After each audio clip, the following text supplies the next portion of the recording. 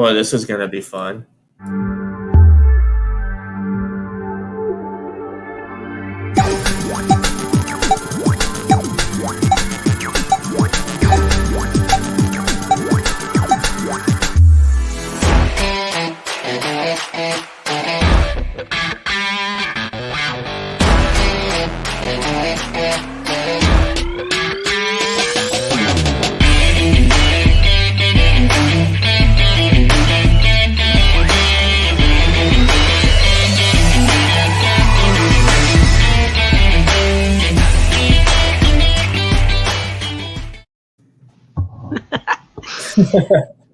Hey, everyone. Before we went live, we had a very interesting conversation. Did we? I don't remember what we were talking about.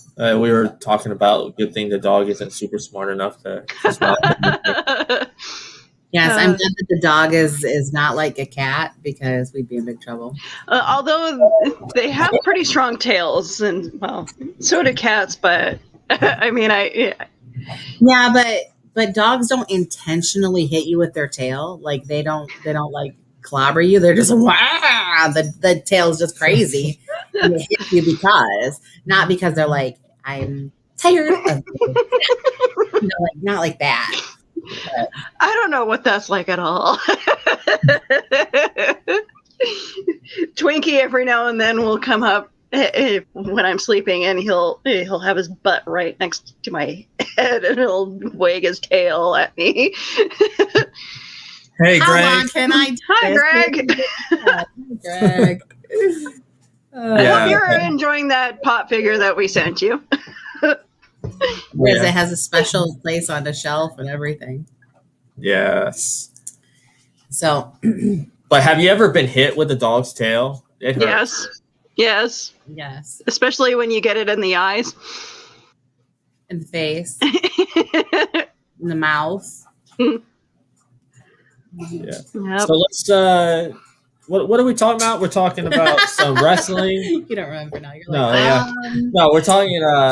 A&E's got a couple new shows out. One is called Most Wanted Treasures, which Willow actually wanted to really talk about this. It is actually a really good show. A&E has like the biography stuff now for the wrestling guys, and I saw the Steve Austin one. That one was great. I can't wait to see Roddy Piper. Mm-hmm. I mean, look at this lineup: Piper, Savage, Booker T, Shawn Michaels. I mean, and they've picked kind of the most interesting of the of the group, and I'm glad they're all kind of like pre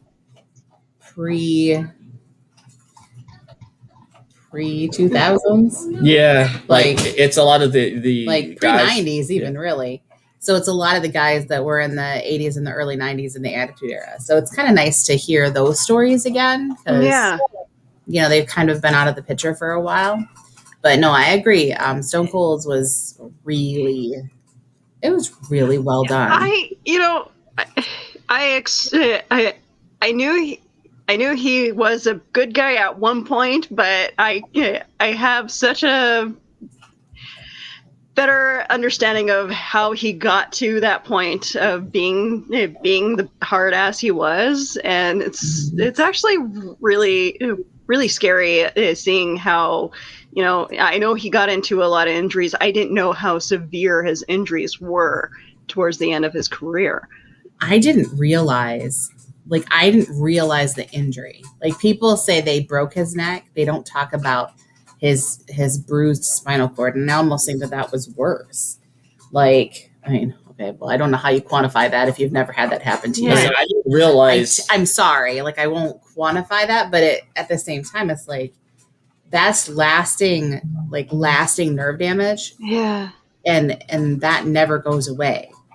So that kind of, and honestly, that explains kind of some of the things that he does, like, that are happening now, in the way he talks and the way he moves, probably has a lot to do with those years in the ring. Yeah.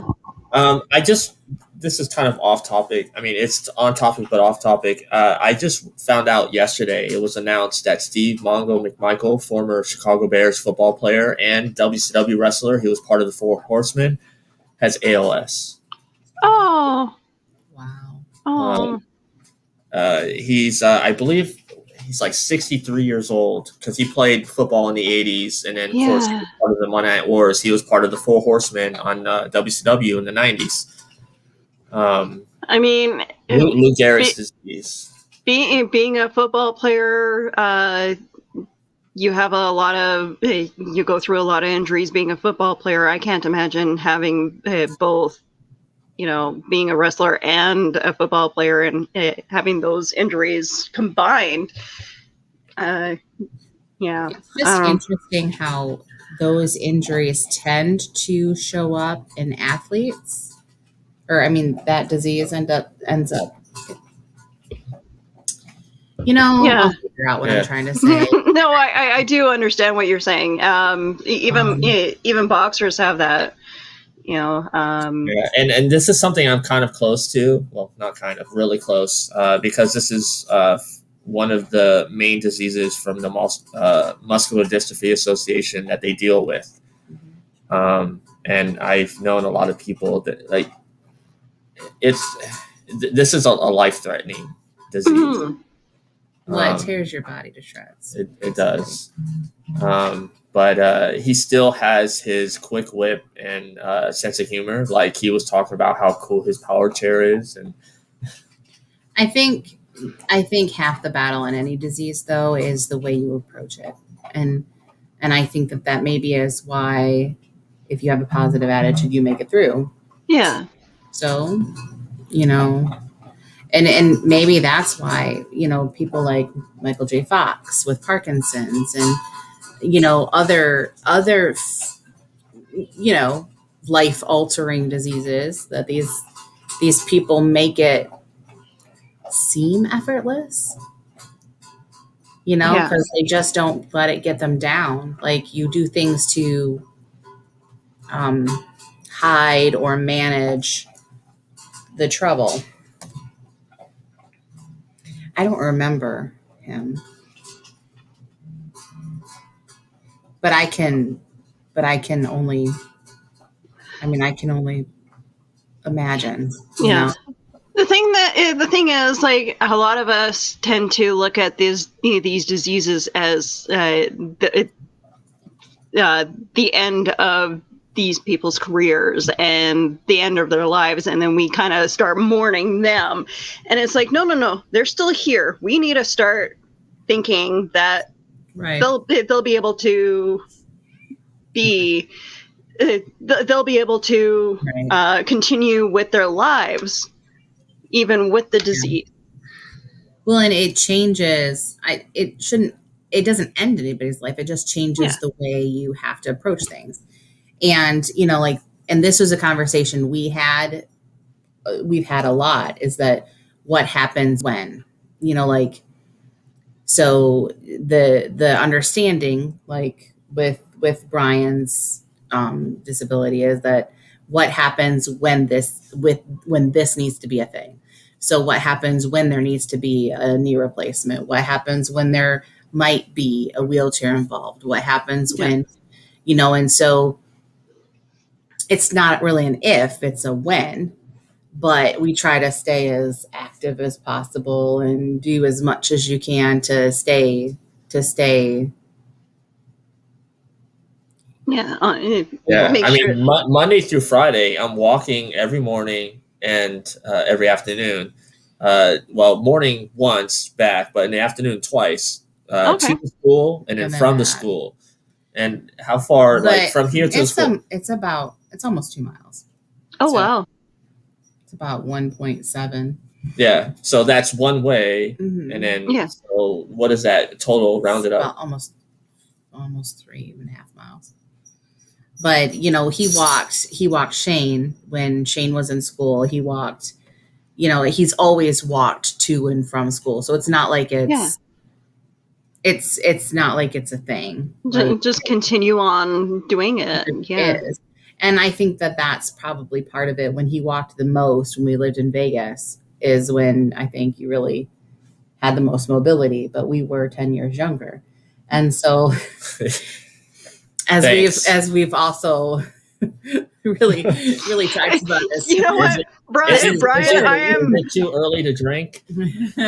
I am very proud at how far you've come, though, with despite your disability, and the fact that you keep pursuing and you don't give up. That's amazing to me. So I wish there was more to really do, but there's limits, to how much wear and tear you can put on your body. Yeah. Right. But I just wanted to bring that up because he is in the world of professional wrestling, and he was a hell of a football player.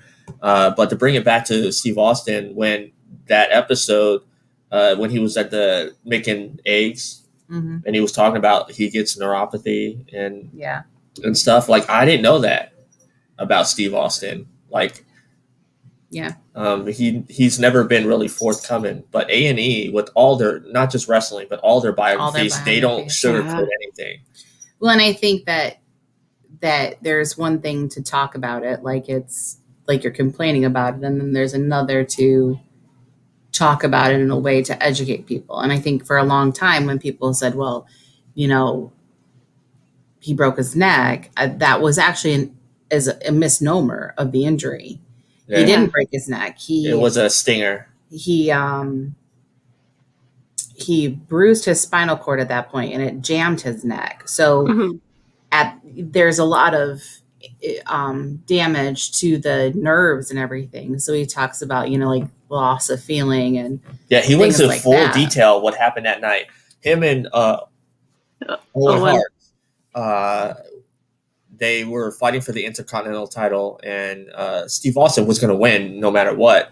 And they were talking about doing the Tombstone Pile Driver, but Owen Hart does it different than The Undertaker. And actually, if you look at wrestling now, at least in WWE, pile drivers are banned. The only one that does it is The Undertaker, but like the actual sit-down pile drivers has been banned for years. Yeah, because it is a very dangerous. Like, you have to be very calculated. Like, if to kind of pull back the curtain a little bit in professional wrestling, when you have the pile driver, the head is between the legs, and it's even with the bottom of the legs, so you're not hitting the mat. Mm-hmm. But Owen put him down a little bit too far. He was past his legs, mm-hmm. and he hit the mat. That's what happened. You can see about this much of his head below Owen's thighs. Yeah, that move happened, and Owen was distraught. Like, and he was. Well, and I think that is the thing. Like, I don't think he ever really wanted to talk about it that way, and in no such terms did he blame Owen for what happened either. Yeah. I mean, Steve Austin at that time was like 252. Owen, I don't know, maybe it was like 230 or something like that. So, well, and he said, you're not supposed to sit. And he says, well, I sit when I do it.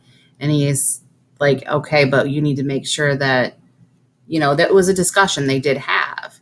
But as well as, I think anybody who lives and works and does anything in real life is understandable that when things start happening, that motion is really hard. Like, the momentum gets going, and it's really hard to contemplate what's happening next. And some people are good at it.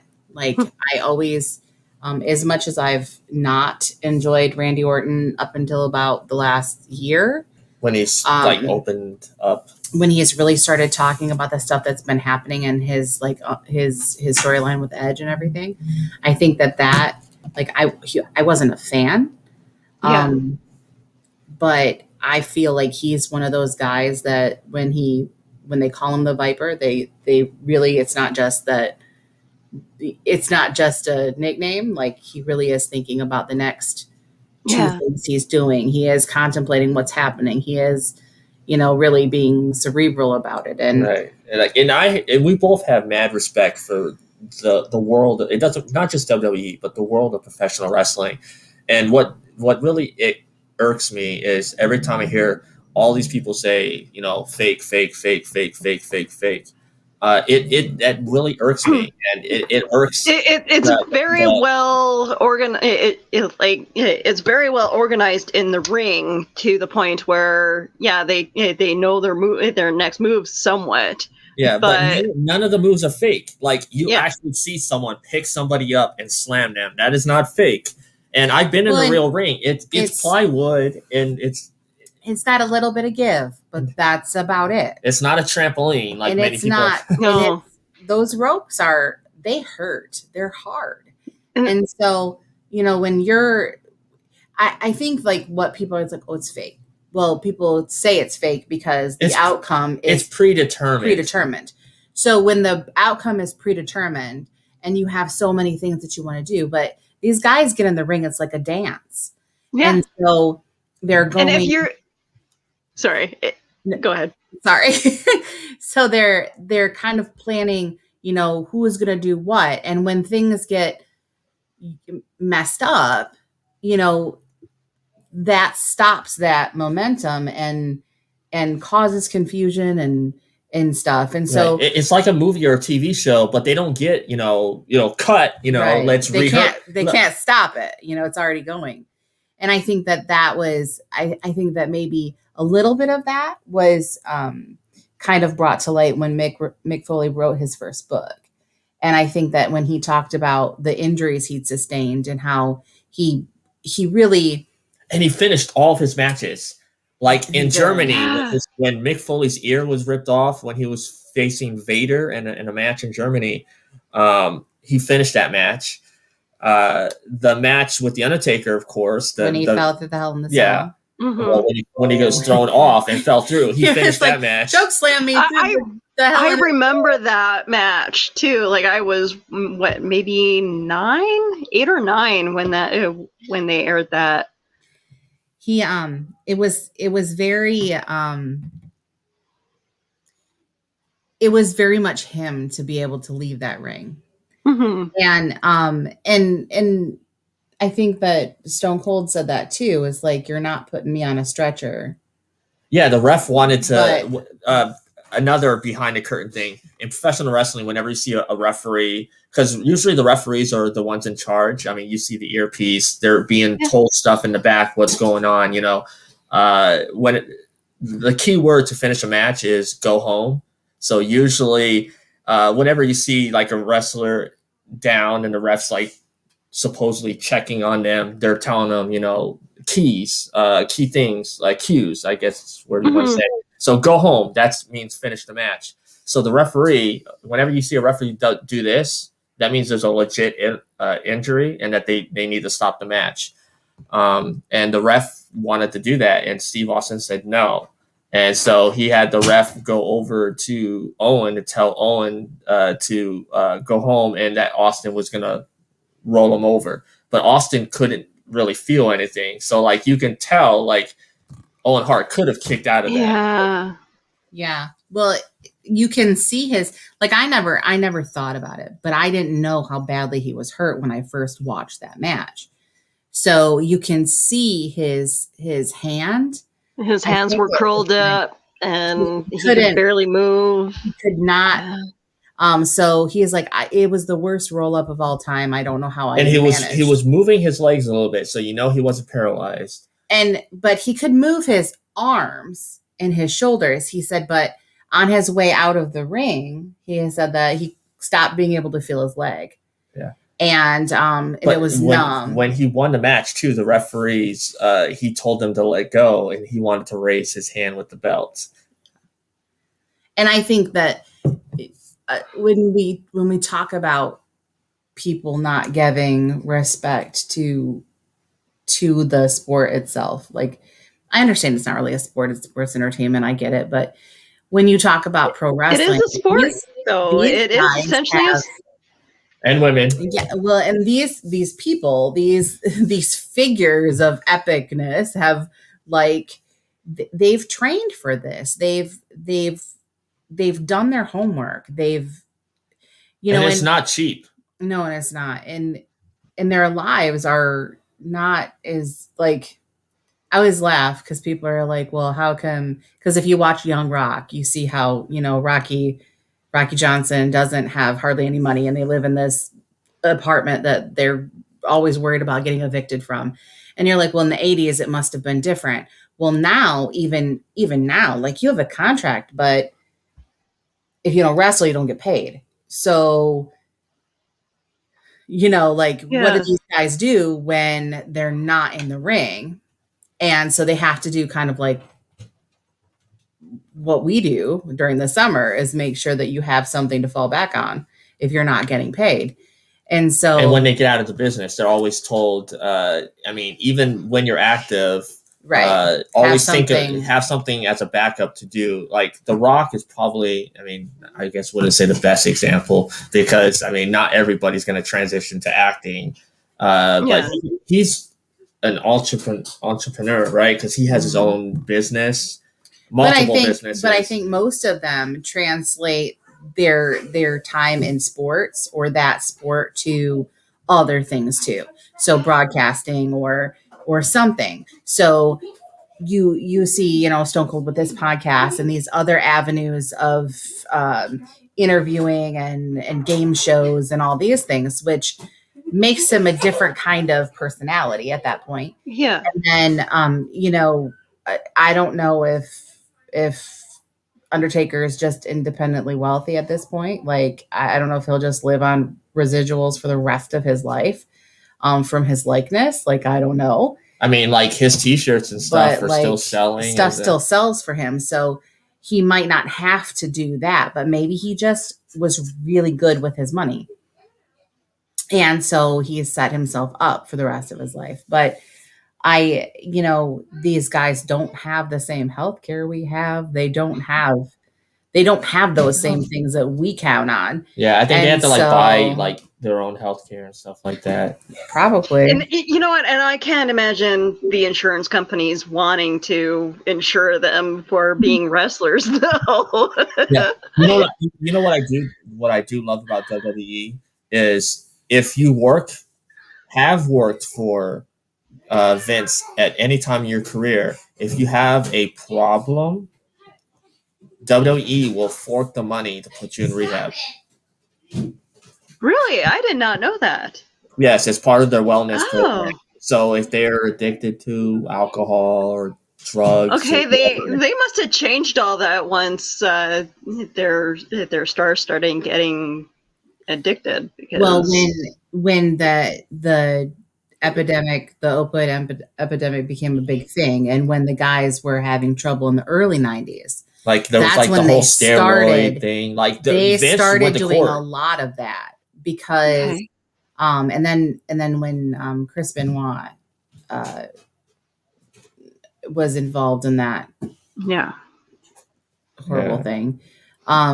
Wasn't the NFL were doing the whole thing too? I think everybody started to really crack down and say this is what these things are doing to your brain, and this is how we need to manage how people are taking care of themselves, and that's important because people in general will over medicate or self medicate or find ways to deal with pain, depression, other things, and so a lot of times people talk about how these things were happening, and so they took meds to do this, or they did this to overcome this. So it's an understatement, I think, in healthcare, really, because we all have to figure out how to deal with our own demons.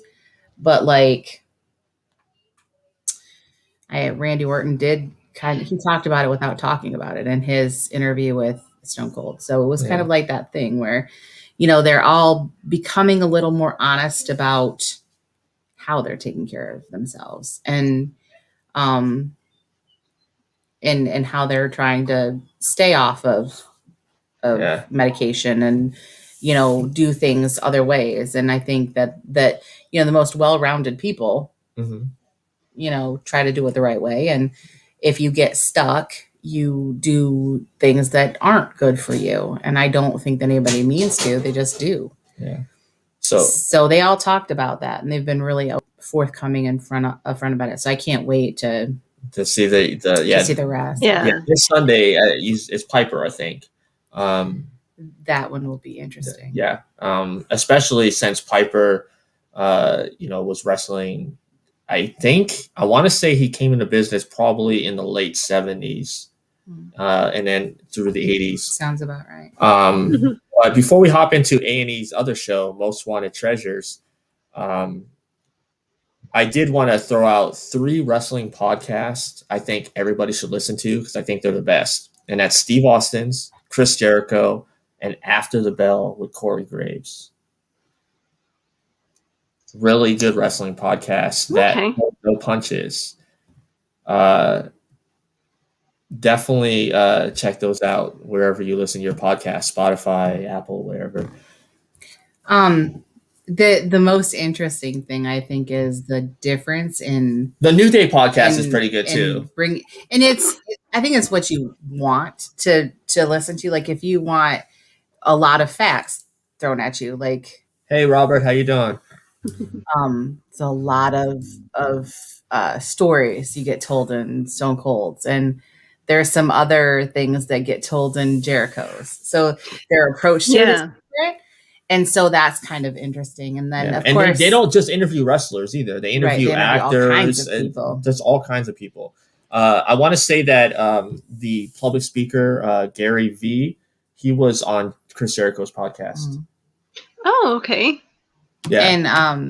And then like New Day's podcast is more video game based. And they talk about video games, but they talk about other stuff too. They talk about real stuff. Like they were talking during the whole like huge, like, I mean, Black Lives Matter is still a thing, but like at the peak, they were doing a lot of talk about that this summer with George Floyd and Breonna Taylor, probably. I think that's probably a different kind. Everybody's approach is a little different to what they talk about and how they talk about it. So they're all 3 of them are very good podcasts. Also, surprisingly, Corey Graves is actually way more fun to listen to than you would think. Like, I don't like listening to him when he does that. When he's calling a match, I'm just like, but that's his job. Like, I know that's his job, but he is the most annoying match caller in the whole world. Because I know he's a heel, but he goes back and forth. But I'm like, shut up about Mandy Rose. I have such an appreciation for Chris Jericho, outside of the ring, then because his persona in the ring just. I didn't resonate with him at all when he was in the ring, but when he's actually talking and being himself and outside of the character, I'm like, oh, you're actually a really nice person. You're really surprised at how intelligent they are too. Like I know I don't mean, I think we kind of make judgments about people that if they're what's the word? An athlete, then they're going to be that, that type of meathead, and they're not going to have that kind of like, that good example, Dave Bautista. Surprisingly, they're really good actors if they can make you hate them. Yeah. Well, and also not even that. In wrestling, if you're making no noise, then you're not doing your job. Either cheer or boo. That's you want people. You want a reaction, and so I think that if you can get that reaction, then you're doing your job. But it's always funny to see them in other places. Like, for example, like Titus O'Neil in the ring is not as vocal. So you don't hear him talk. Like you don't hear how funny he is, and you don't hear how. And he's decent in the ring, but like, dude, he's from Tampa, like born and raised, just like Big E from New Day. He loves Tampa, and the stuff he does for the Boys and Girls Club. Just the community outreach is ridiculous. I mean, he just is like the pillar of the community. Like he really is. and it's I mean, interesting. he was helping. He fed the homeless just recently. It's just interesting to watch how different they are when, like he is okay in the ring, but he didn't talk much, and he was always part of a tag team. So really, he didn't have a lot of mic time on his own. And but when you hear him talk about to sit down and talk with the sheriffs about Black Lives Matter and how we need to do these things, like that was that reach out and actually to talk, that part, not like yell to scream. to really have a conversation about how we solve the problems, and and to still be in Tampa, like to be here doing that homegrown outreach still is with schools too. He know? loves helping the schools. Oh, he loves going to schools and talking to kids, and I think it's just really cool to watch that happen. And I mean, say whatever you want about John Cena too and the Make-A-Wish thing, like when you see kids' faces light up when they see that person, and it's not like when we meet our idols, like we're disappointed sometimes. They're never disappointed when it's like that. And I think that that's really truly what they do that for. So it's just interesting to see them do other things. Like Dave Bautista was the first person to say, I'm not the best actor in the world, but he loves acting. He makes his characters work. And I think that's part of it is like, if you get in a, you got to be who you are. All right. Speaking of Dave Bautista, this is a real story. Last week, he walked into Warner Brothers DC office, DC Comics. Yeah. He told them, I want to be Bane.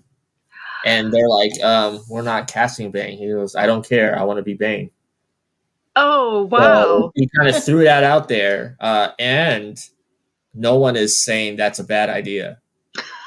I'm looking on Facebook and everybody's like, I could see that. Yeah.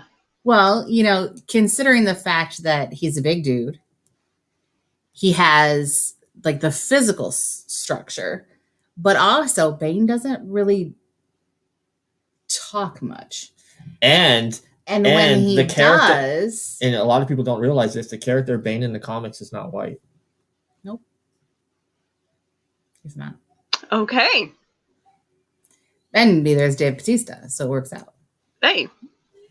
You know what? But to portray Bane as a smart character and the way he should be portrayed as like a scientist, that would be awesome. I would love to see that. And I think that you're only as good as the people that you're working with too. Like, I think that's why he really was so good as Drax. Like, yeah, James Gunn brought the best out of him. I mean, it really put him in that position where he could really be the best he could. And, you got to work to your strengths, I think. Like, right. If you can do that, but. So if you're given material that is crappy, then it's not your fault. It's not necessarily your fault. Like, you can sometimes make things gold, but you can't always. Yeah. But it was funny. It was so funny because this sticks in my head about Chris Jericho because he said there was a certain amount of creative control he had, and so when he would talk to Bischoff. Eric Bischoff. Was it Bischoff that he said, or no, it was Vince McMahon. He said, I wouldn't normally just let anybody say stupid idiot. He said, it's really the most juvenile thing ever. He said, but for you, it works. He said, so the only person that ever said stupid idiot was Chris Jericho. So if you think about it, those things become those calculated moments where you make them work for you. And it always is kind of funny because I'm like, he really thinks about the what the audience is going to want from him. Yeah, and that was a good episode. And it broke the internet when Chris Jericho showed up on the Broken Skull sessions because he's actively working for another company. So this was kind of a first big deal. As we talked about a couple weeks ago, that it was happening. But I think also just to kind of piggyback on that, I think a lot of that is that we assume that everybody's in competition and they don't want to work. You're not breaking contract if you get permission. And because he worked for WWE for so long, I think people want to be able to hear his story.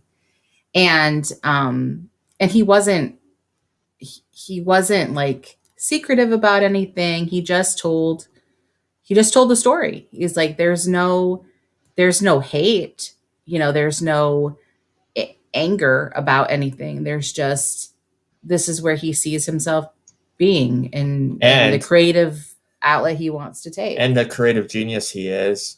He name dropped a few of the guys from AEW that now people are going to go look up and be like, who are these guys? Yeah.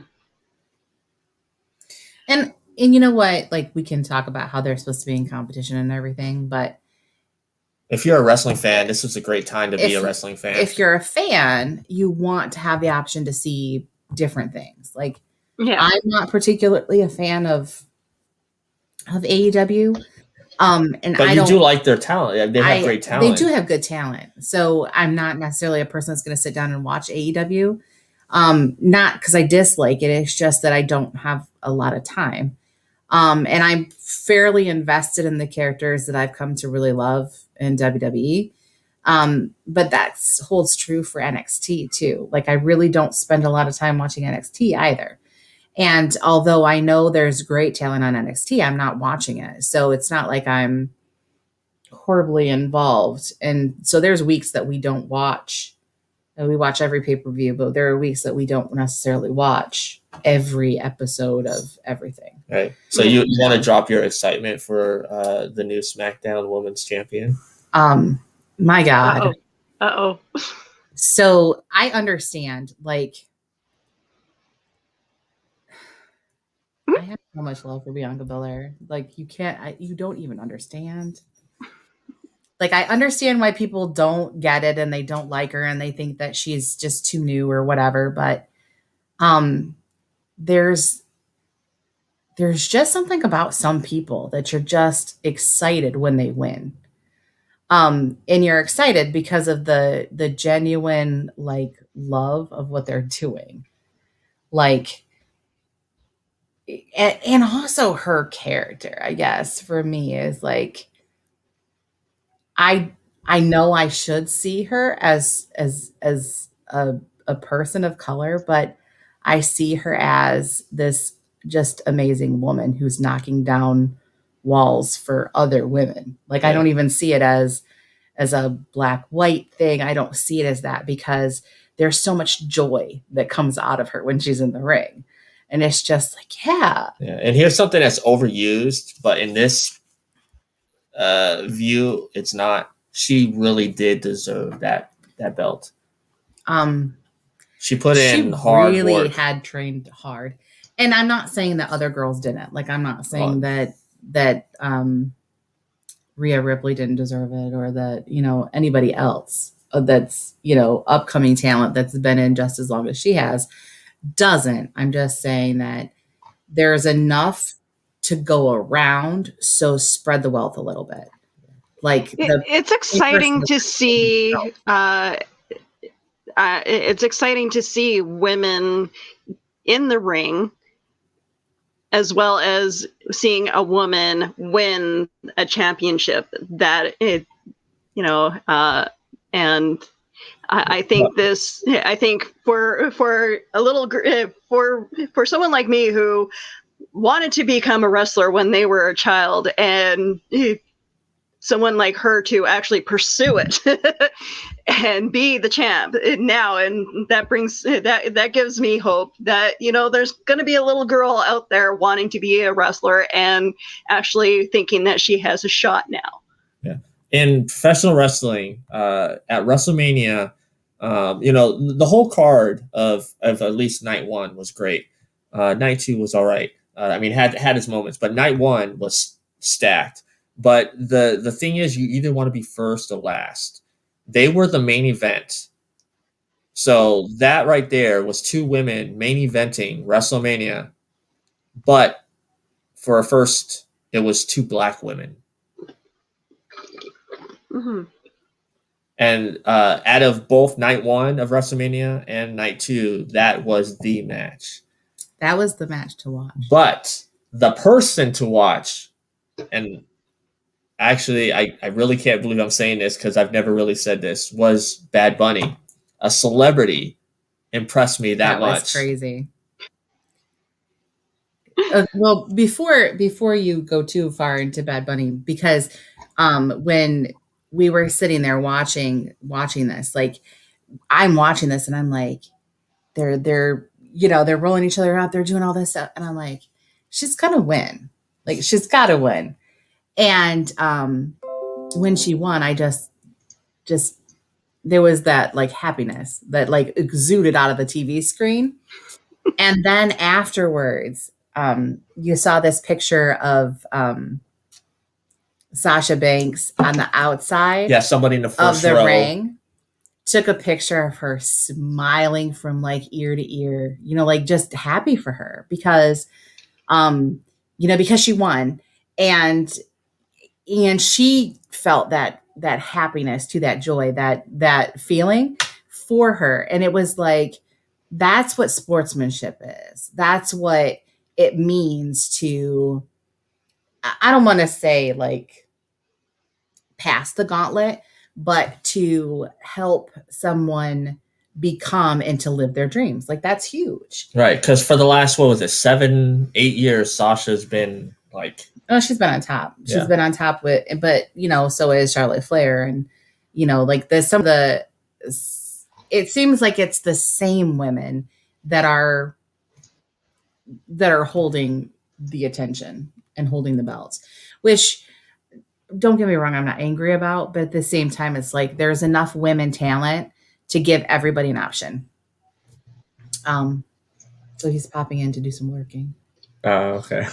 Creepy, but that's okay. But I don't know. But yeah, you were talking about Bad Bunny. I was impressed. Yeah, you weren't the only one.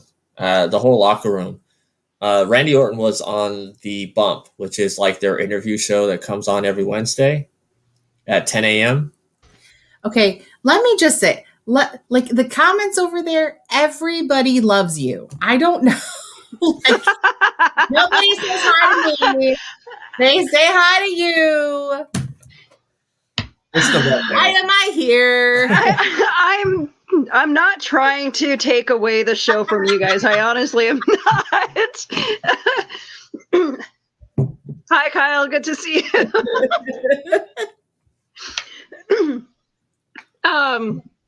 But yeah, no, I apologize. Like I have to pick on you sometimes because I can feel. Hey, if you know Nicole, if she's not picking on you, she doesn't love you.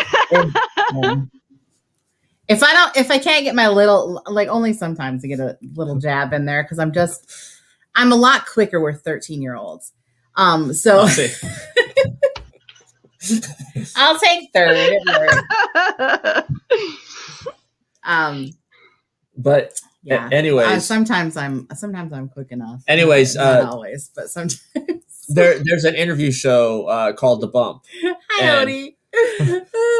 And Randy Orton was talking about his match with The Fiend, and then they, asked him if there was any final words, and he wanted to talk about how Bad Bunny impressed him because Randy Orton has been in 17 WrestleManias. You heard that right, 17 WrestleManias. And that's crazy. Yeah. It's like, wow, we're really that old. And he said he's seen celebrities come and go. And he said to see a celebrity come and respect what we do was a breath of fresh air. And he said that not only he come in and trained, 2, 3, 4 hours a day, but he like halted everything because we didn't really know who Bad Bunny is. Well, like he said, he's a Latin artist. He's the biggest Latin artist of all time, like right now. If you're not speaking Spanish and listening to Spanish speaking music, you're probably not hearing him, but it really was fantastic to see someone come in. I mean, you can be a fan.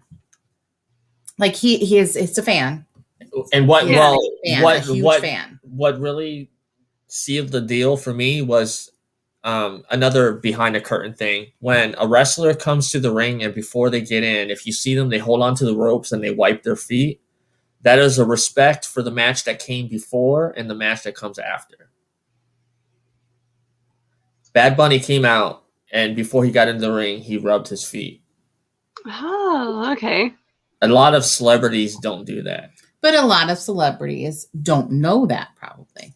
So being a fan, he knew how important that was, and for really wanting to go in and like he loved wrestling growing up. Like to go in and train for it and put in the work and really do it. And I do think that a couple of things that I think gets shied away from, like everybody's talking about Bad Bunny, but you also kind of have to talk about The Miz. Because I'm late on the pictures, guys. I apologize. No, that's fine. Like, so Bad Bunny is in the ring with The Miz, and you're only as good as the dance you can do together. Right. So he was in there. His partner was Damian Priest, and then it was The Miz and John Morrison. So like 3 veterans that have, at least 10 years or more experience in professional wrestling.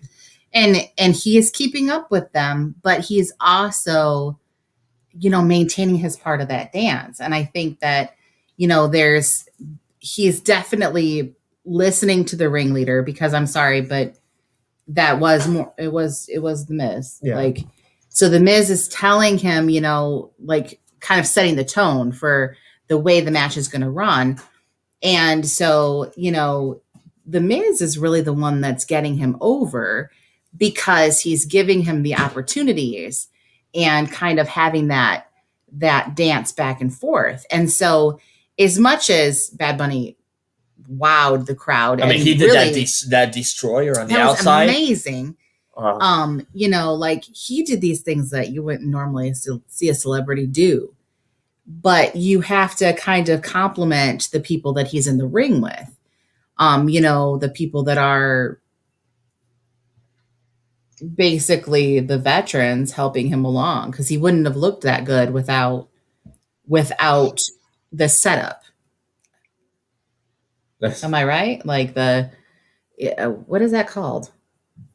Bless you. Sorry, guys. Yeah. Bless you. You were talking about your rats having sinus issues. Pollen is 9.9 here today. Oh, I haven't even looked at that for my province. Hickory, myrtle, and oak. Oh. So I'm surprised I can even talk to you right now. But. So instead of that song from the 60s or 70s when it says "Love is in the air," pollen is in the air. Yeah. But yeah, Bad Bunny impressed the whole locker room. Like when he went backstage, everybody was back there clapping. So do you think he'll return? I think so. I think he's got an invitation to come back and be kind of that ambassador, I think. And also because it's funny because like when I lived in Vegas, all of my Hispanic kids were big wrestling fans. Yeah, see, that's the key. Like, because we're talking Bad Bunny is the biggest selling Latin artist of all time. Right. Like he has surpassed Ricky Martin. And I mean, really? Ricky Martin is a huge Latin artist. Ricky Martin sold a lot of records. Yeah. And Bad Bunny, I was reading, he's the only Latin artist to have a full, all Spanish speaking album, #1 on Billboard. Oh. But I think a lot of our kids are starting to be gravitating towards different kinds of music too. So I think that helps. Yeah. That it's not just and I mean, I not to put down Spanish, like Pitbull, speaking, but like Pitbull, he goes back and forth. He doesn't do full, right. It's the dual language album. And to have like Enrique Iglesias pave the way, and same thing with the Jennifer Lopez. Those two paved the way. Selena, also. And it's just interesting to hear, like to see how our world is changing to be a little bit more inclusive, like of cultures. Like it doesn't like I mean, my Hispanic kids from all over the place were huge wrestling fans. And it wasn't just Rey Mysterio, right? It wasn't just luchas. It wasn't just luchas. It was just WWE in general. Like they were huge fans. And so if you knew who people were, you kind of had an in with the groups of kids. So the kids were always like, you know who that is? I'm like, yes, I do.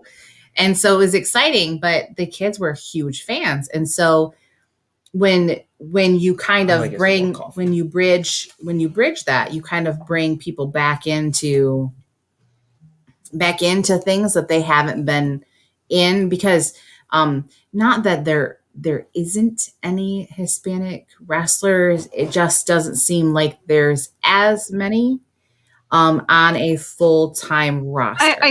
I think unfortunately I think because because I'm Canadian, I should not have a say for this, but I've just noticed that because there's such a fight between Spanish and English speaking in your country, it almost seems like there's a fight to even acknowledge that there's people who are both, white and Hispanic in mixes. Mm-hmm. And if you have a wrestler who is proud to be Hispanic, who is well, I don't know if mulatto is the right word to use in this case, in this sense, but the mixture of races. Who would you acknowledge more, the white side or the Hispanic side? And unfortunately, that seems like there's. Well, here's an interesting thing, and it just came back around, I guess. So like when I was in school, I was very, very few people know I'm Native. Like very few people know I'm Native blood. And so because I don't look it. So there's a whole conversation in our Native classes where people were talking about like Native studies and how if they could pass. And so white passing was something that they talked about a lot. And I never really thought about it in any other ethnic background until yesterday, which was so weird because one of my Hispanic girls. And so like on our list, we get our list, and whatever they designate themselves when they enroll in school is on the list. And so they're, white, Black, Asian, Hispanic, or M for mixed. And so like you kind of have at least that. Like you kind of can gauge some stuff on that on before you meet them. And so one of my girls, like I know she's Hispanic, but in general, like she's mixed, but she's considered Hispanic because I guess her mom, one of her parents is full and her other parent is half. And so she's like, well, she says, I'm Hispanic. It's on my paperwork. She says, but I can pass for white. So I'm white pass. Yeah. And I was like, oh, wow. Like I never heard another person say that. So I guess in a way it's wherever you are. I mean, I think that maybe in certain places in the country is more so, like maybe in like Wyoming and Montana and places like that are closer to Canada, they have more like Native issues like they do in Winnipeg and Manitoba, and how that just in Saskatchewan, like my mom said, it's really bad in Saskatchewan, but she said like that was the understanding that, if she can pass for white, she's passing for white. And I said, well, it's not just the way you look. It's also the fact that your parents named you Sydney, not, something else. And now I said it. See, it's kind of an American name. With more people, more ethnic people coming out in and actually being represented, I feel like there will be a little bit more of an acceptance. At least I hope so.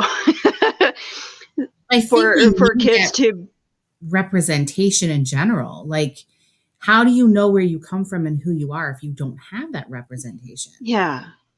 You know, and even with our backgrounds too, like when you don't see yourself, like, or anybody who is even remotely near what you are, like, and I mean, this could include Caucasian as well. Like, we all come from so many places. If we don't see people that are like us and successful, then it would be the same thing too. Like, if you don't see, you know,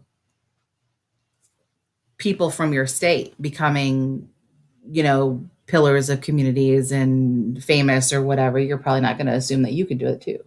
Right. Does that make sense? Like, I mean, for example, this is what I said to quite a few of my friends when we have discussions about race. I said, you become very you should you should actually ignorant. save that for later. Yeah.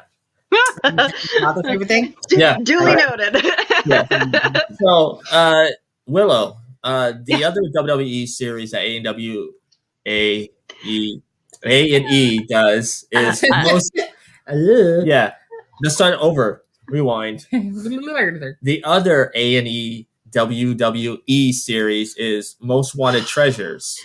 I am excited for this because of the fact that, you know, I'm sure as you guys are collectors of wrestling memorabilia, it actually gives you a chance to look at like all the stuff that they've collected over the years with like all the props and all like you know the characters, and you kind of go through the character design of, you know, each persona, and the fact that, you know, Socko was one of those things that, you know, the guy, like they were talking about it and he's like, oh yeah, this is this guy's design and this is my design. Like, there's so many different versions of Socko out there.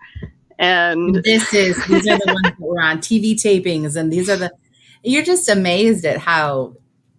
Yeah. And for those listening, the first episode was about Mick Foley, and they were looking for Socko, the original Mankind vest, and the flannel for Cactus Jack. It is so funny because you're seeking out these collectors that have, and it's the company. It's the company that's looking for their stuff. Well, and it's the company, but you think about how much the company is, you know, raises money. So they take their stuff and they raise money for charity. So they sign it and they, you know, here, bid on this.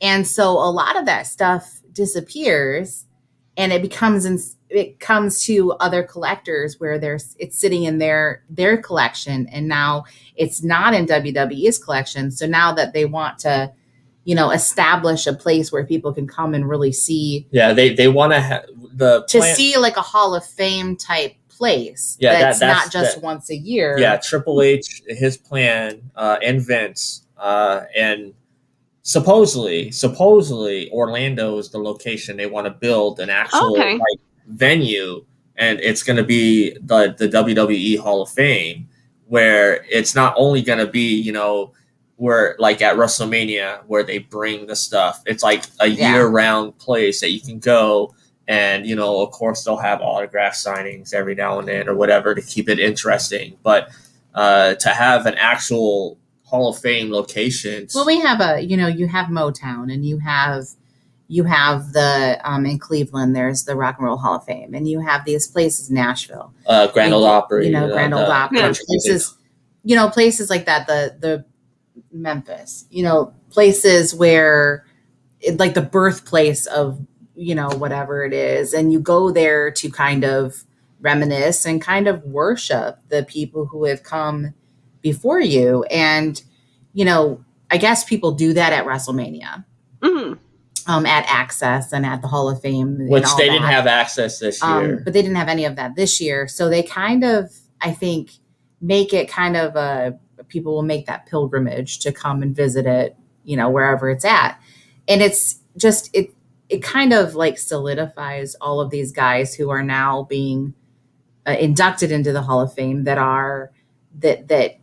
probably are thinking about where their stuff might be. Yeah, I mean, it's like NFL players, like their Super Bowl rings and stuff end up in people's collections because they get that stuff ends up in pawn shops, which is it's just insane. Blows my mind. So these guys are talking about giving up this, that what will you do for us to be able to take this and put it in the collection. And so my favorite is when they go to the guy's, like, his own personal, like, wrestling Hall of Fame house. There was so much stuff in there. I was like, my God. There was action figures, there were belts, there was costumes. Years of wrestling, like autographs up on the wall. It's insane. It was like, that was like a 2-story house or something. And they don't live in that house. No. That's the house that people come to visit and see all of his stuff. That was in Michigan, right? Yeah. It was in Michigan. Yeah. So he goes, he says,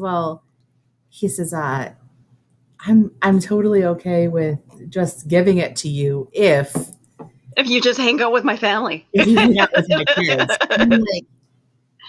And to be completely honest, that was probably the best superstar to ask that of. Yeah. Because Mick Foley loves kids. Mick Foley loves. There's nothing that he has said in the world that he loves more than wrestling than his kids. Yeah. So, and every single book he wrote, he's always mentioned everything. That. He talks about Dewey and his daughter, and so he really Noelle, right? Noelle. Thank you. It starts with an N, but I couldn't think of what it was. And it's just really kind of refreshing to see like that.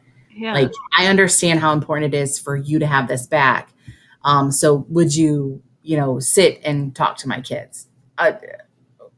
And they designed the show to be somewhat like antique hunters, where you learn a little bit of the history of each product or each thing that they're searching for. Yeah, and I love that the guy that goes out is training to be a wrestler, but also helps at the warehouse in Connecticut. Well, and he is a fan too. Yeah. So he's like, oh my gosh, I can't believe this is the real thing. And so it's really kind of cool because you hear those stories, like you were saying. It's like, Mick is telling the story about. I would love to work in a place like that where it's just like I get to talk to people about antiques. And then there's the guy that actually works full time at the warehouse. The archivist, and he's like, this is like the coolest gig ever because like. He was an archivist before working for WWE, and I guess he was really recommended. So they said, "Hey, we need somebody to work at our warehouse." And he loves wrestling, and so he's like, "Yeah, I'll work at your warehouse and archive everything." So, well, and he was they were talking about how much they could, that they were willing to pay for it, and then the guy was like, I want to see where this stuff is. And he was really kind of like, let's make a deal. And he wanted to get something out of it. But I think if you love something that much, like when you're excited about collecting something or you're a fan of something so much that you have looked for things like that, the one guy there refused Mick Foley's vest to give it up because that would diminish his collection, and he has Mick Foley's shoes. He had it was funny because they did finally get that vest. Okay, I missed that part. But they had to take him to the warehouse, and they had to replace something in his collection. So he got what he like. He got the 2x4 He with the barbed wire. He gave something up and got something just as cool. Yeah. The Which 2x4 that was lit on fire for the match with Mick Foley and Triple H. Oh, That 2x4. It had the barbed wire. You can see it was all black. Like he calls Triple H and he says, "Well, you can't make it a habit of telling people you can bring them to the warehouse, like because it's not. This is not what this is. It's not open to the public." Yeah. But let me say like this. It's just this time. Let me ask you. Well, I'll say this is what makes Triple H and Stephanie the right people to take over the company after Vince passes. Stuff like that. Let me ask you: does this kind of help solidify that thought with you guys? I'll start with you, Willow. I'm quite okay with that because I think Stephanie McMahon has invested in so much of her energy already with WWE, and that she's not just in it for the fame. She actually has it. That's essentially like she grew up with wrestling, and it's in her blood. And so I don't see. She doesn't want to be Vince 2.0, and you could see it. Yeah. Well, I think she is looking at the climate that we're living in the world and our culture, and seeing how wrestling finds its niche in the future. Mm-hmm. I think that we're all trying to find ways to be relevant. So she's looking for what's the next step? Where do they fit in with pop culture and with pro wrestling and with our culture in general? I think that that's the pull for having more people of color. I think it's the pull with having more women. I think it's the pull with having more dynamic body types. I think that that's more of where they're looking. When we talk about superheroes and stuff, we talked about seeing people that look like us. And so if people don't look like us, like at this point, up until Nia Jax, I'd never seen a plus size girl step in that ring. Yeah. Now, and I believe that someone, but yeah, and I believe that both Stephanie and Triple H see people's talent and will actually curate them and right. And this is why I feel Triple H is best, because he sees it from an actual in-ring talent, because he did that for over 20 years. And since the last, I don't know how long, 15 years, 15. He's been involved in the actual company itself. So he's walking the line right in the middle. This is why NXT blows away every week. Well, they're on Tuesday nights now. So they definitely are the right people for the job. I know people have their issues with Triple H. I don't care. I think he's best for business. It's weird seeing him in a suit, though. But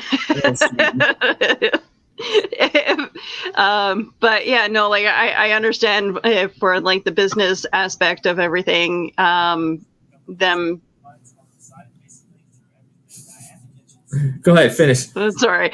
But they want to look professional and everything, but it's just because you are so used to seeing wrestlers in either their personas, the outfits of their personas, or even jeans and a t-shirt. It's just weird seeing muscular people in suits. It doesn't look like it fits them. The funniest one to see in a shirt and a suit is freaking Dave Bautista. I don't know why. I'm like, you don't look like you belong in a suit. Like, he looks like he's burst out of it. If it's well tailored, then you don't notice it much. But when it's just like The Rock.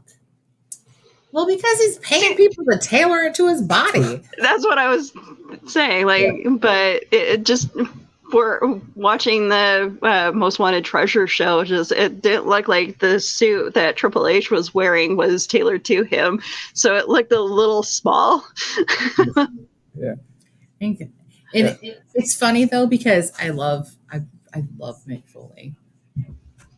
I really do. Why does he look homeless? Oh. Like I know comfort is important, and the older I get, the more I realize that. So I'm not condemning or anything. I'm just saying, come on, Nick. I'm okay with guys with beards. Yeah. No, I love the beard. I'm all about facial hair. I really am. Yeah. Like that does not bother me at all. What bothers me is the fact that nothing fits and there's a lot of flannel. It is weird to see Mick Foley like a little bit more scruffy than normal, but I just feel like he's older too, so Yeah. the gray does a lot. Okay, so I was right when I was talking to you. Tomorrow's episode is Undertaker and Kane. Oh, Yes. that'll be so much fun. Yeah, I believe Kane is looking for the original Kane mask and the urn that was used against Undertaker to launch Kane's career. Oh. How do those things get how are they not preserved though? This is what I don't understand. Like iconic things like that. Like how does Mick Foley not have the vest that started Cactus Jack? And how does he not have the shirt that started Mankind? Like how do these things disappear? So on May 2nd, the third episode is dear. Jerry the King Lawler. Oh. This will be fun. The crown. His robe. His robe. His robe. Okay. The robe that he used when he fought Andy Kaufman. Oh. See, these things are iconic though. Like these are moments in history that are iconic. How are they not preserved? Yeah, and then the next episode after that is Booker T. Okay. And then the following episode after that is Sergeant Slaughter and the Iron Sheik. Oh, wow. And then I'm just going to name the next one is Jake the Snake Roberts. And that's the last one because there's 6 episodes. But I have a feeling this is kind of the test of waters to see if people actually will watch it. And I think people are watching it. And I mean, we're sitting here talking about it. So I have a feeling we're going to see a lot more episodes. I'm excited to see where this goes because this is stuff that people like me would actually love to collect. Well, and I think people are excited. Had a show like this. I mean, people. But I think people are excited to see people's collections too. Like, where are you finding these things, and how are you curating them? And everybody's talking about their love of wrestling. I think that kind of like solidifies all that. Like, I mean, I'm in awe with your guys' belt that you guys have with all the signatures on it. She's not mine. I don't know nothing. She's in all of it, though. She likes it too. I'm like, holy crap! If you guys could have buying it because it was really expensive, but if you guys could have anything from wrestling, past or present, what item would you guys love to have in your collection?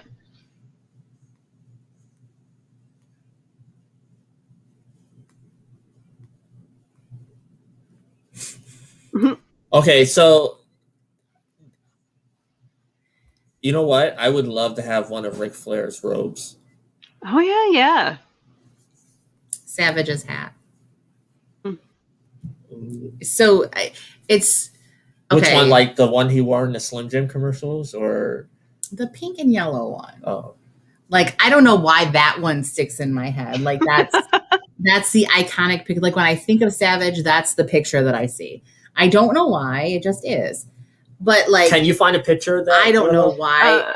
I don't know my crazy love affair of like, Randy Savage. I don't know. I don't know where it comes from. Maybe it's hair. Maybe it's that 70s look. Maybe it's the fact that he kind of looked like my dad a little. I mean, like, I don't know. I love him still. Gone but not forgotten. Like, I would like his jacket would be amazing. I would love to have his jacket. I mean, Savage had a lot of awesome outfits. Well, and think about like some of the iconic things that like Shawn Michaels wore. He had some crazy shit he wore too. Like, what? Oh Jesus! Kids. Yeah, but any pictures that you can find, just go ahead and bring those up so people can see what we're talking about. Absolutely.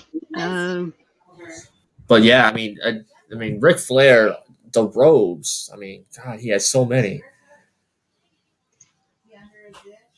You know, I was just thinking of another cool thing, the coconut that Piper used to hit Snuka over the head. That would be cool to have. Oh, that'd be neat. Okay, I know this is like completely random, but I think the template that was used to shave The Rock's mutton chops. Yeah. Like that could not have been freehand. That was just way too perfect. Oh yeah. Oh man. Like, there is so much. Yeah, you know what? Now I'm thinking of like a whole museum. Yeah, like all the Steve Austin's vest. I mean, well, he's had a couple, like the one that the one that says SOB, the one that says MF, which you know what that stands for.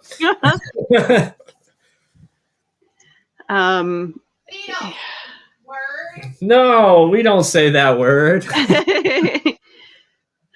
Like, yeah, everybody wants Bret Hart's glasses, but you know, I think, you know, his any of his outfits, like any of his jackets, would be fun to have in my collection.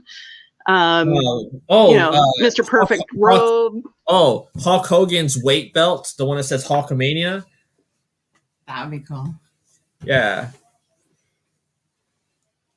Oh man! You know, stuff from the Bushwhackers. The whole museum. You know, stuff from the Bushwhackers would be fun to have. Like, the shears from Brutus the Barber Beefcake. Yes. Roddy Piper's kilt. Oh yes. Oh no! Like they can do so much with this show, and so much with, you know, the fans of the show. So it's And before we move on to the next topic, let me just ask you guys one thing. I know that they're talking about doing this in Orlando. Do you believe Orlando is the best place for this? I mean, this is where their training is. They have their performance center in Orlando. Honestly, I'm quite okay with that. You know, I mean, we already have tons of theme parks, so it's all about as much as people think the theme parks are in competition, they are, but they actually work together too. They want to bring people to the city, so yeah. Okay, so to add to that, like anything 5-second pose related, glasses, hats, all that. How about the belt that wasn't even released? They made it, but he never had it on TV. The rated R. The rated R belt? Yeah. The one that they made because he never got to wear it? What? I want cereal. Go put some underwear on.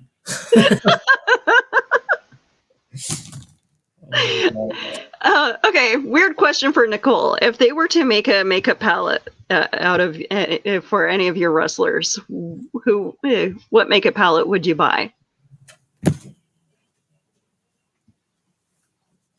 God, think of who has the best colors.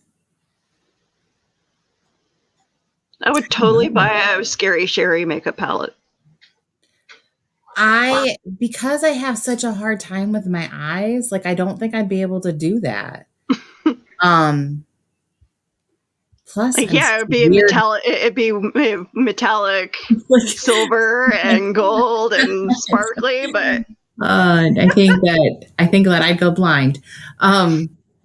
Yeah, she had really awesome makeup, but also like Sasha Banks has had some really killer makeup lately. Yeah. And Nia Jax, she has some really good makeup. And it's not too heavy on that's more on the contouring, not too heavy on the eyes. But like, it's just, they've had some pretty crazy makeup come out of wrestling. So I don't know. Scary Sherry was really heavy on a lot of the color. And Yeah. I just don't want to look like Mimi. So like it might not work for me. But I mean, like, yeah, like the 80s was all full of color, and Macho Man, like a lot of yellows, a lot of greens. Yeah. You know, same thing with Hulk Hogan. When you think about like just the warrior, fashion, the Ultimate Warrior, the Ultimate Warrior, Ultimate Warrior, well, that would be awesome too. There were so many colors. Like, I think like when you think about the use of color for a lot of them was the changes that came from their personas over the years. Like, it's always kind of interesting to watch how people change. It's like, well, you know, I went from the pants to this and Chris Jericho talked about that. You know, like, I reinvented myself. I became this. This went away. The other things came into play. And I was like, well, you know, it's interesting because how do you have such a long career if you're not willing to reinvent yourself every time you get a chance? Yeah. What about the women of Glow? There was a lot of. Oh, yes. That was such a different. I feel like it was such a different world for every one of those women.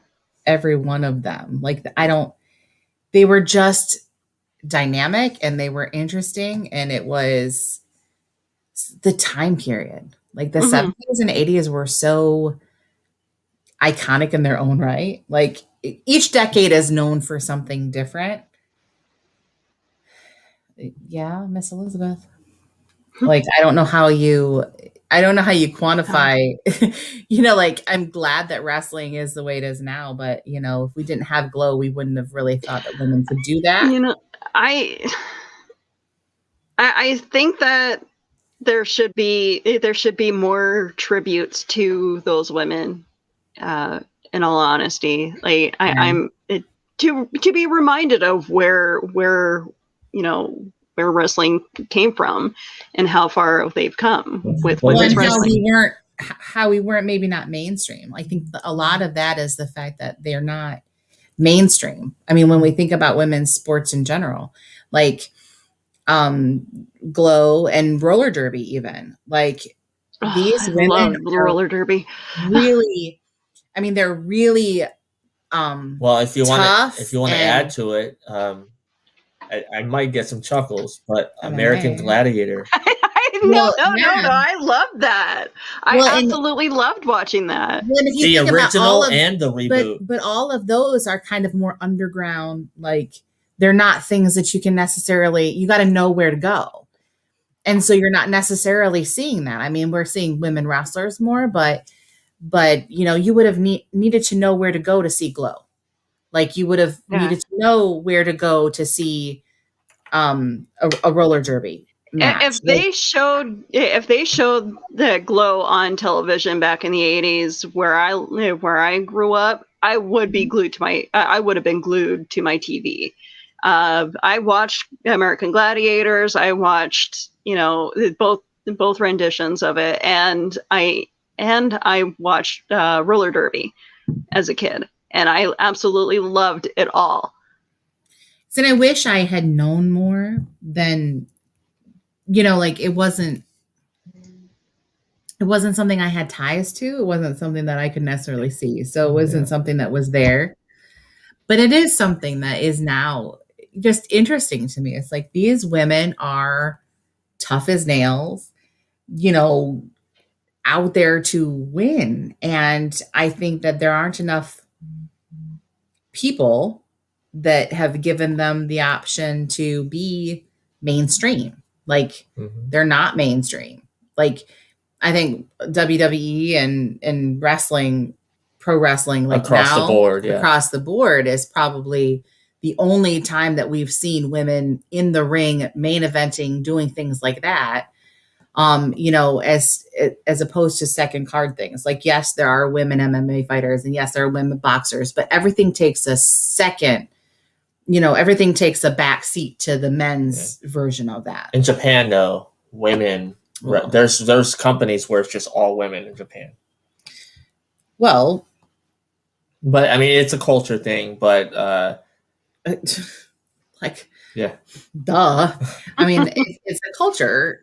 The culture's changing. I think we've got a long ways to go. Yeah, but and in general, I think we've done a little bit more soul searching, I think, in the last year and a half. I think people have done a little bit more work, you know, to make things a little bit more inclusive. And I think we're starting to understand that just in general, women, like we can't talk about transgender sports until we start talking about the equality of women's sports. Yeah. And allowing everybody to play in a mainstream. And and speaking of allowing women to play, Mortal Kombat was one of those games that I absolutely enjoyed and really wanted to be, you know, all the times that guys were playing it, I wanted to be part of it. And it was hard to be that one woman out watching everybody else play. So should that bring us to our next topic then? Yeah, because I'm saving the last one. So this wasn't on your radar at all. Like you No, this is not a me movie. Like it's really that's bad. I shouldn't say that because I'm a mom of boys. So it should have been a me movie. But I will generally take the back seat and let them watch whatever they want when stuff like that comes out. Because if it doesn't interest me, I'm not really going to watch it. So out of sheer compliance with the children, I watched this movie. And which I felt the same way about Kong, though. Like Godzilla words. Godzilla versus Kong. I felt the same way about this. I'm like, oh, whatever, I'll watch it. And so they were like, Mom, you have to watch this with us. I'm like, okay, whatever. And then both movies, I really enjoyed both of them. So okay. I liked the fact that, I mean, I liked the other Mortal Kombat movies too. It wasn't like I didn't see them and I didn't care. It was like, well, okay, how many Mortal Kombat movies do we need?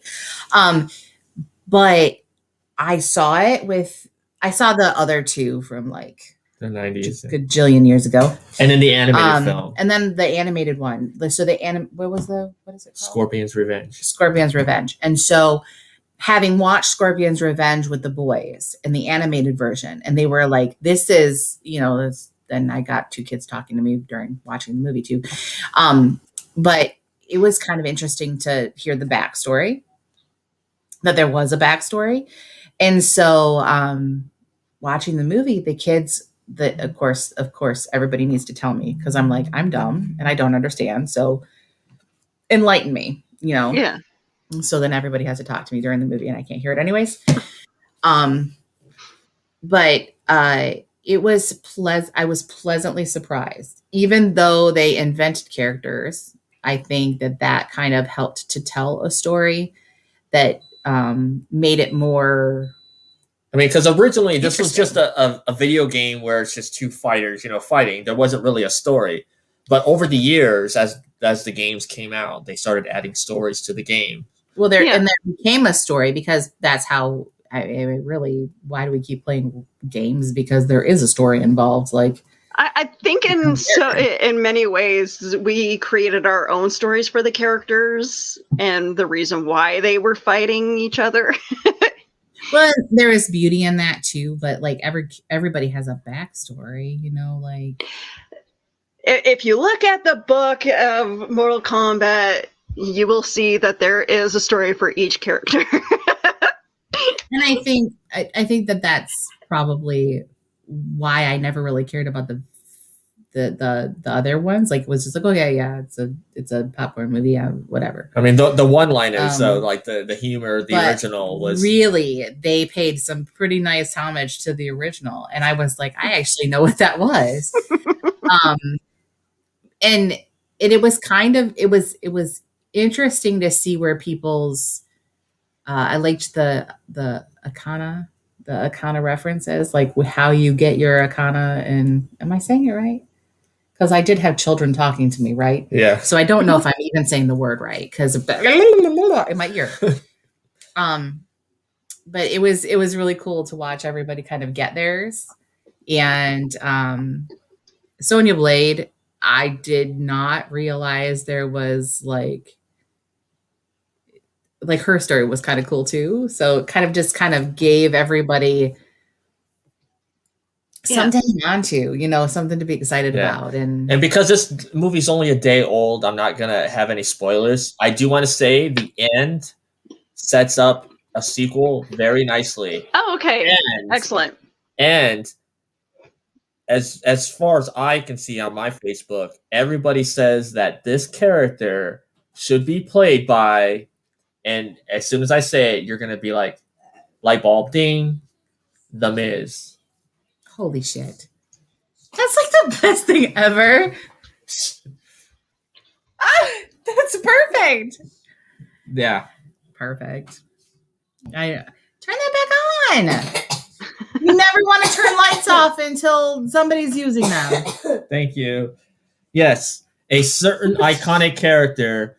A lot of people want The Miz to play this character in the sequel. You can kind of guess on who it is. I think I know, and I'm surprised that they didn't like. If he's not in that first one, I'm surprised that they didn't put it in. I mean, the games have so many characters. You can't have everybody in the first movie. So they're saving certain characters. I think if you're going to make it a franchise, it needs to be the introduction of characters along the way. I am glad that each side had a female character that in their own right that didn't die right away. And each actor was, besides a couple, was a real martial artist. Okay. Well, and a lot of them, like when you watch the additions to the like behind the scenes stuff was really cool to watch. One of the actors actually is part of Jackie Chan's stunt team, so he's legit. And so you listen to like even the director and the writer talk about did the different characters doing certain things and really being involved in the work they're doing. And they were talking about Joe Taslim being able to how fast he is. Yeah, if you have not seen The Raid, go see that movie. I know you haven't seen it, but you've heard a lot of people talk about it. I feel like we need to follow up with Master Pacina, though, and find out how he feels about this movie. A good person to kind of get their point of view. Yeah. That would be really cool. Upcoming episode. Yes. But provided he's available. But it was interesting to listen to people really be excited about bringing this to life. And I think they didn't want to make it just to make it. Like they actually they looked at to tell a story. They looked at really all the games. They looked at all the cartoons and comics or whatever has come out, and they took elements from a little bit of everything. Well, they kind of built a universe that they could build on, and it was really kind of interesting because I love when people are the ethnic background of the characters they're playing. And so as much as I wish I didn't have to say that, like I wish it's not something that anybody ever had to say, but when you don't mix up who's who, like, Asian cultures are all different. So when you have an Asian culture, you can't lump them all together because they are all different. Like and Chinese is Chinese, different. Korean is Korean, Japanese is Japanese. They all look different. They all have specific things, specific nuances, specific things that are, specific to their culture. And so when you cast certain people as other, well, it kills me when they cast a Japanese guy to play a Korean or vice versa, and it's like the accents aren't even right. Yeah. You know what? I surprised you when I said that the actor who plays Scorpion is 60 years old. I was like, well, because at the opening credits, maybe it's the lighting and everything, but I was like, you can tell he's older, but I couldn't tell he was 60. I was like, good Lord. There's something to be said about, and he's a great actor. Being Asian, like, holy cow! He showed the emotion of that opening scene. Like, he played it so well. I had told her that he is an actor. He's a model, and he's also a singer in Japan, and he's like very well known. Oh, wow. Very popular. But it was interesting because one of them was saying that, in a drama, people have their dialogue, and in an action film or in a sequence like that, you have to sell it differently. So they have to sell the pain and the frustration and that all of that on their faces and their expressions and things like that. And I was like, that takes a lot of acting too. Like, you have to think about how, you have to get your face to do certain things. And I can't always remember to tell my face to smile. So, that's a huge thing. Like, so how much of your body is telling the story? And so it was interesting to watch that later on too. Yeah. And then we were talking about the actor who plays Sub-Zero, who's in the Raid, probably the best martial art film of the last 20 years or so. He was so fast, they kind of had to tell him to slow down so that they could get him on film. The guy who plays Jax told him, he says they had to slow him down so they could catch everything on film. And wow. Who do you know that's been able to do that? It's Bruce Lee and Bruce Lee and Chuck Norris were the only ones that were ever told that. To slow down their sequences, to, and when you think about it, like, if it's an art form and you've lived and breathed it your entire life, like, how do you teach yourself to slow down? Like, wow. How do you? I mean, I couldn't even believe it. Like, and everybody always tells me to speed up. So. And then the actor who plays the character that was created specifically for the film, Cole Young, Louis Tan, who is a stunt worker, who just recently, in the last few years, turned into an actor. He's worked on NCIS and Hawaii Five-0. He turned into an actor. Became an actor. But he's done stunts for a lot of TV shows and movies and stuff. And he's an actual fighter too. So he was talking about how, fighting, he comes from a fight background, and he's like fighting. It's kind of like a ballet when doing it on film. So having the right dance partner helps. When you want to sell, you want to sell the ability too. Like, you want to have people that are fit and can learn what needs to be learned, so they can sell it. Because they talked about like the characters doing their own choreographed stuff, and so the guy who plays Liu Kang, right? Yeah, I got the wrong one. Liu Kang. Liu Kang is Ludi Lin, who was the Black Ranger in the Power Rangers. So like Ludi Lin talks about how a lot of times they're practicing, like they finish one sequence and they're practicing for the next one because they just haven't had time to really sort out everything and have everything in the flow that they need it to be in. And it's just interesting to listen to them talk about it, because it's totally different than a drama. Like, it is a drama, but it's action packed. So the dynamic is different. Right. And the film is not Shakespeare, far from it. But would I recommend it? Yes.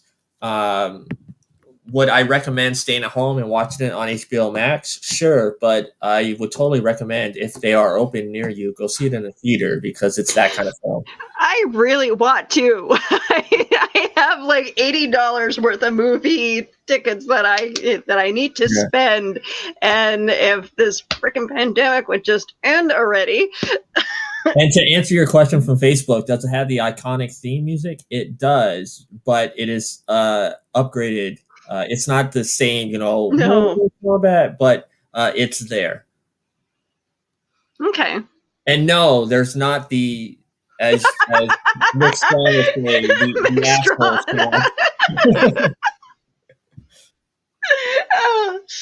Yeah, no. That will always be something that will stick with me forever, is interviewing Mick Straw. Yeah, he worked on the original '95 film. And he's fixed a lot of stuff from that movie.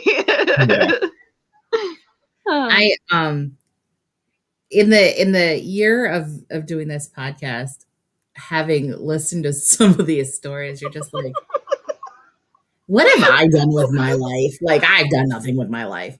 Although I really have, and I've got stories I could tell. But when we reach that year where like we should compile a bunch of stuff that were like our favorite moments. Well, speaking of that, I'm going to, before we go into our next topic here, Nicole did post something. I was trying to beg her. No, hold on. I don't want to tell the story. No. I'm not telling the story. You're not going to tell that story. No, I'm not telling the story. But last week I tried to make her tell a story. I'll tell Willow the story after we're off. Yeah. Okay. But I'm not telling. As you know, Nicole's been teaching. This is next year. Year 16. This is year 16. Next year will be her 17th year. So over the years, she's seen and heard tons of stories in her classroom. So, I should have written down a lot of them. But there's a lot that you remember.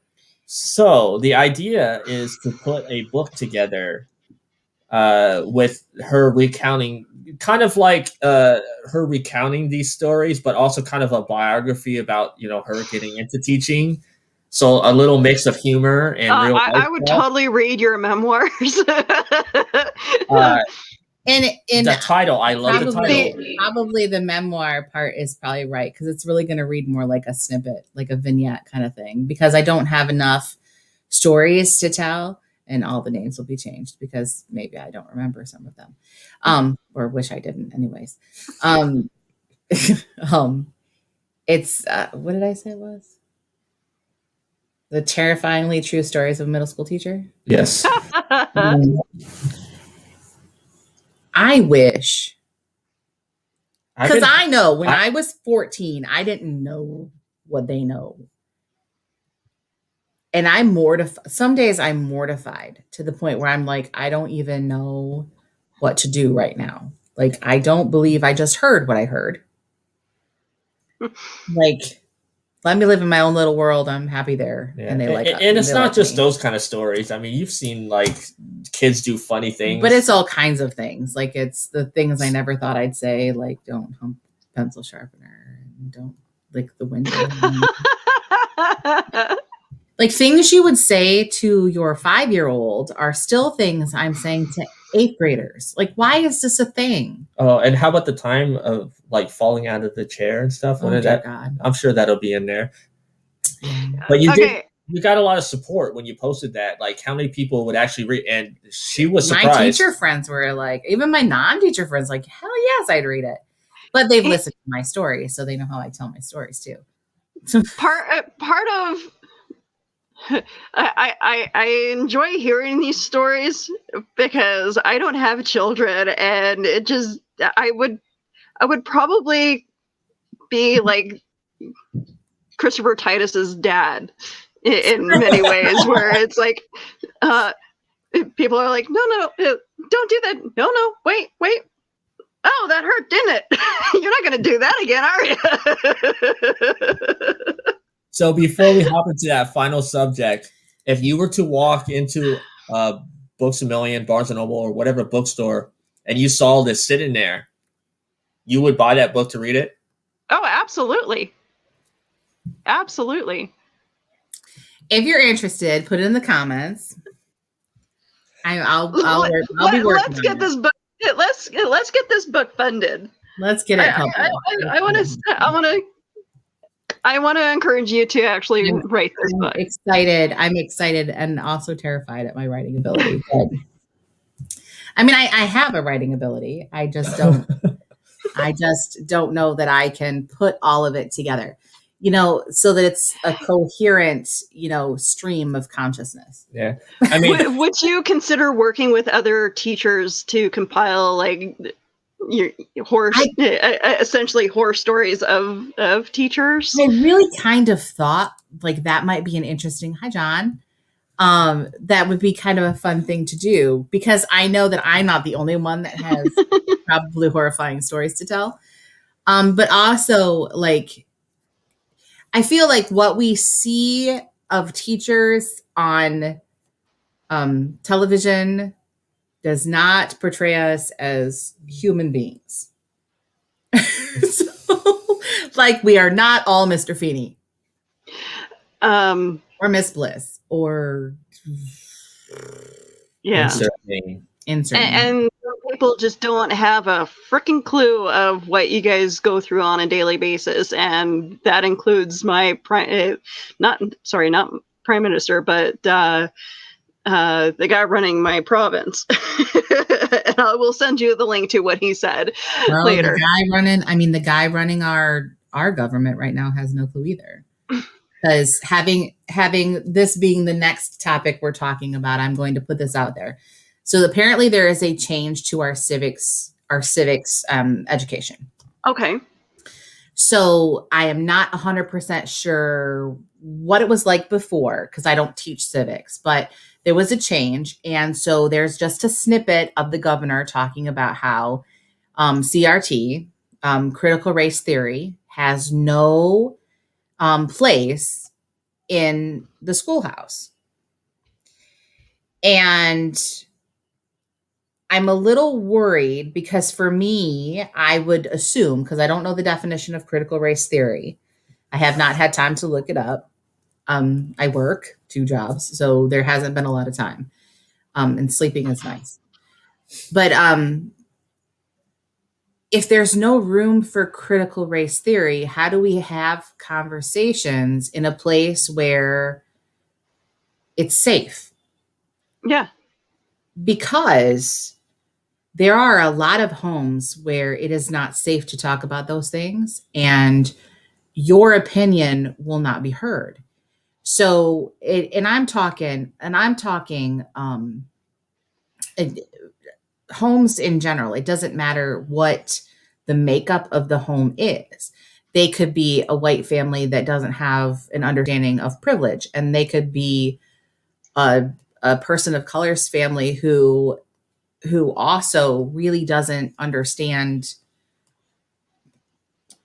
their own culture. I mean, like, we have a serious problem in this country of people who don't know the history and who cannot articulate why it's important, or just total misinformation. Like, not all people feel that way. And when you say people can be racist, people on all sides of that can be racist. Like, we all have judgments. We all have biases. We all have those things. So we have this like disconnect in the vocabulary we use. And if we can't talk to kids about that in a classroom, when are we talking about it? Yeah. Yeah. Like, no, I understand that, and it is frustrating for you guys, because you guys spend all your time in the classroom, and you guys are raising people's kids. Mm-hmm. Yeah. And I'm not supposed to have an opinion. So putting it out there to the kids to have discussions about it facilitates an idea of autonomy, but also a place of understanding. Because a lot of my kids are mixed. A lot of my kids are living in homes where they only know one side of their historical story. Mm-hmm. I mean, this is important. And if we're not in places where we're actually teaching it, like, why are my kids like we had a conversation the other day. I said, that word that you're using is a very tainted word. And he's like, it's okay for me to use it though. I said, but it's not okay for everybody to use it. Yeah. So please remember where it comes from. Like, it is a hateful word, and I don't care if you understand that, like the way I understand it. Like, I don't say that word. Yeah. Like, I don't even like to say it in context of the story we read together. Like, I don't want to, but I think it's important for people to understand, like, there are so many things that we can't, if we don't start talking about the connotation of things, then where does the education happen? Because it sure the hell isn't happening on TV. It's sure the hell, well, some TV. Some of it is happening on TV. In two places, at least, that I can think of right now. But I'm just annoyed. Like, we need to have those conversations, and where can we have them but a safe place like school? Yeah. And I completely understand that, and that's just it. Like, teachers need to have the school board's back as well, or like the school board needs to have the teachers back as well. And for my provincial government to have the attitude of, well, teachers should be paying out of their pocket for their supplies. Yeah. I'm sorry, that's BS, and they know it. And for Pallister to actually come out and say that during a speech shows that how I guess just narrow-minded. Yeah. And the fact that he actually was a gym teacher at one point shows how disconnected he is with. So you want to buy that equipment because that equipment can be expensive. Yeah. You know how much basketball costs? Like, this is what I don't want this to be like a soapbox for that, but but the point is that I got a lot of flack just not too long ago from people on my Facebook page that aren't teachers, being like, okay, well, you should just do your job. I do my job. How about parents actually step up and be parents and learn with the kids? So where is my job end, and where does the parent's job start? And whose responsibility is it to make sure your child is fed and clothed and has supplies? Like, these are the things that anger me, because I live in a world where when I come home, I'm talking to my children about what's right and wrong. I'm parenting them. I'm discussing the things that they need to know when they go to school. My kids they knew their letters when they went to school. They knew their numbers. They knew their name. They could, they knew some of their sight words. And my children know right from wrong. They know how to take turns. They know how to follow rules. So my kids can go to school, and they know when they go to school, if the teacher calls them out on something, that when they get home, if they get in trouble, they're going to answer to me, and it's going to matter. And this is my problem. So my kids come to school, and at this point, their parents have apparently decided that, when they come to my classroom, I'm not their parent. I shouldn't have to be their parent. I shouldn't have to parent them. Like, but you do. But I do. I solve problems. I tell them things are okay. I cheer them on. I tell them what's right and wrong. I tell, we try to have open conversations, but it's not always that easy. It's like, no, we just don't do that. And it's not just my bias that comes into it, because I have talked at length about how there are some things I don't understand. And you're not just a math teacher. You're not just a science teacher or English teacher, you actually guide them on a daily basis. And it's like, I listen to the things that scare them. I'm there. And I'm not saying that I did this, like, I'm not looking for anybody to say, well, I don't need a reward. I just want people to understand that my job should not overlap yours as a parent. I am going to school to essentially educate your children. So I am not educating them about public decorum. I should not have to do that. I should be educating them about classroom decorum. I shouldn't have to educate them about turn taking and please and thank you and all of those things. You should have taught them that when you were parenting them.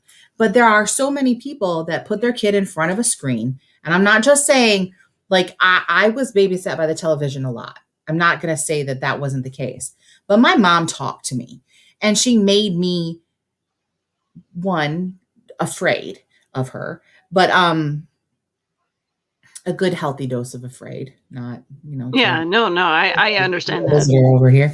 But the point was that there was an understanding that this was how we did things at home, and when you went to school you behaved a certain way. Yeah. And school didn't teach me that. My mom did.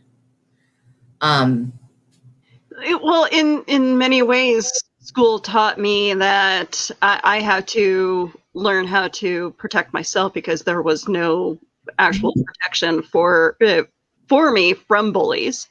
Yeah. So I had to essentially figure out how to take care of it all by myself. And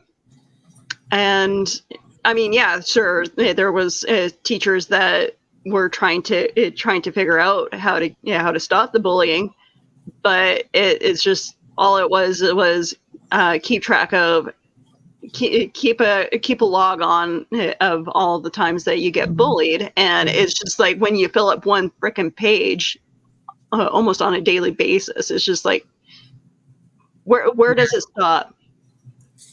Well, in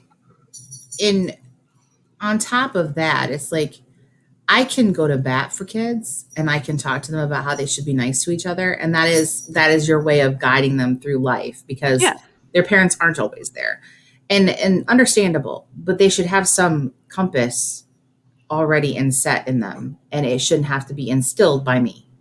Yeah.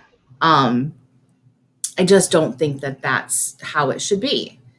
And I don't know, maybe I'm wrong. I don't know. No, I like hearing these stories from you, and it gives a whole new perspective of what you guys go through on a daily basis. I got lambasted, and she's like, just stop complaining. And I said, the picture that I posted was not a complaint. It wasn't a complaint about how much I make. It wasn't a complaint about my job. It wasn't a complaint about anything. Even during a pandemic, this is the first year in about 4 that I've really loved teaching. And that's saying something, considering there's a damn pandemic and I wear a mask every day. Okay. Yeah. But it was about being a happy teacher. And I think kids deserve to have someone positive and enlightening and happy in their life, because some of them don't have that. Yeah. But you also have to be excited about what you teach, and you have to love what you're doing.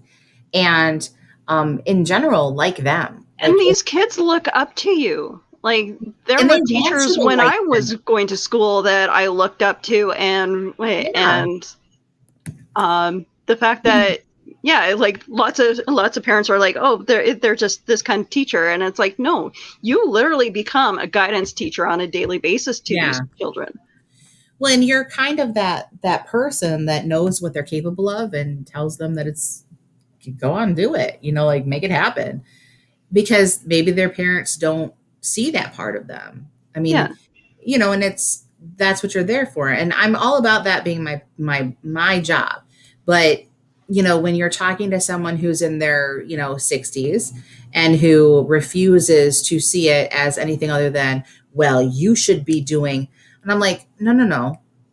Like, I'm sorry, but when I went to school, Why do I have to teach them how to behave in public? Why do I have to do all those things? Well, you should be doing that and you should be doing that. And I'm like, do you not know how school works? Like, do you know that the government has tied my hands every time there is? I can't just fail a kid. Yeah. I have to ask for permission to fail a kid. They can sit in my room all year long and I have to prove that I didn't just let them fail. It falls on me, not them. Who's accountable for their grade? I am. Not the child who's earning it, but me. My paperwork, me. I'm also accountable for their test scores, which granted is partially me. But Yeah. I'm accountable in a way that other people in other professions are not. So when you talk about my pay versus the days that I work, I'm really angry when people talk about, well, behavior and this and that. And I'm like, well, behavior. Do you know what I have to do to send a kid to the dean? I have to call the parent. I have to have a conversation with the kid. I have to call the parent. I have to involve someone before they see the dean. So there's 4 steps before they get an actual, like, visible repercussion. And a lot of times that visit to the dean becomes an office intervention and nothing happens to the kid anyways. And we can thank that to the school to prison pipeline and all those conversations that people have had that have come straight out of our considerations of only certain groups of people being in trouble. And the problem with that is if you've done something, we have to hold you accountable for it. Every kid, not just certain kids. If you effed up, you have to say you're sorry. Yeah. You have to make it right. And so we don't teach kids to make it right. We just teach them how to blame somebody else. Yeah.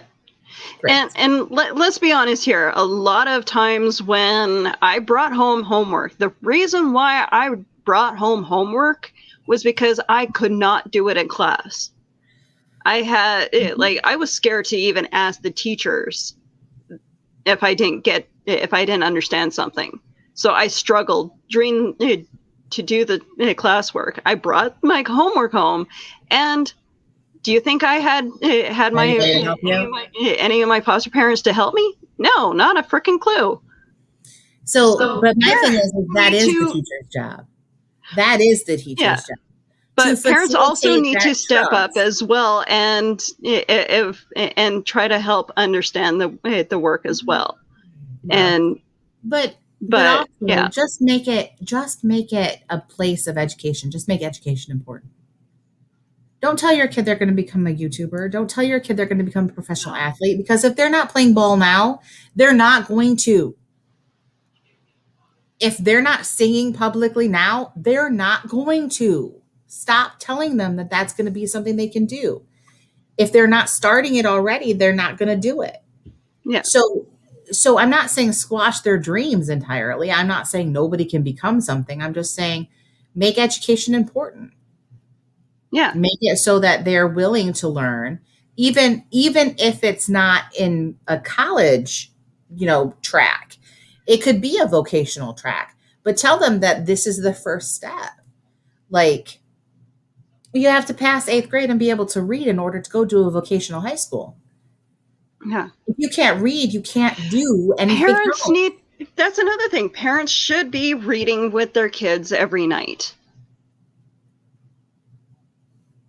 Well, and to facilitate that time, like, I posted something on my Facebook page not too long ago.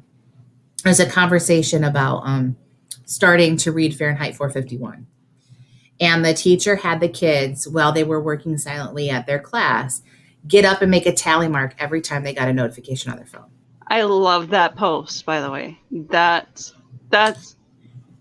so in a 40 huge distraction, even during the show. So you have maybe a class full of, let's round it to like 25 kids. So in a 48-minute time period or 52-minute time period, not even an hour, the kids got up and made the tally mark. So every time they got a notification on their phone. Yeah. 1,648 times. Oh. So we're expecting our kids to sit down and do anything. I had a hard enough time trying to concentrate during school, even without my cell phone. I can't imagine what it's like for kids right now. You know, and in so many ways, I'm so glad that this wasn't a thing when I was in school. Yeah. Now, you know, do I feel like I'm smarter than our kids? I don't know. Do I think I'm a better problem solver? I don't know. But I do feel like I can concentrate better than our kids can.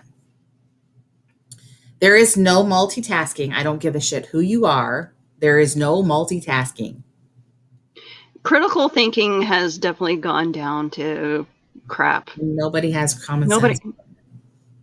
I see it even with some of my coworkers, and it's just like they'll if they dump something accidentally, they'll just be standing around going, "What do I do?" And it's like, grab them up, clean it up. Like it's, but I'll look at kids and do the same thing. I'm like, so what now? And they're like, I don't know. And I'm like, what do you mean you don't know? Like, I don't and maybe that comes from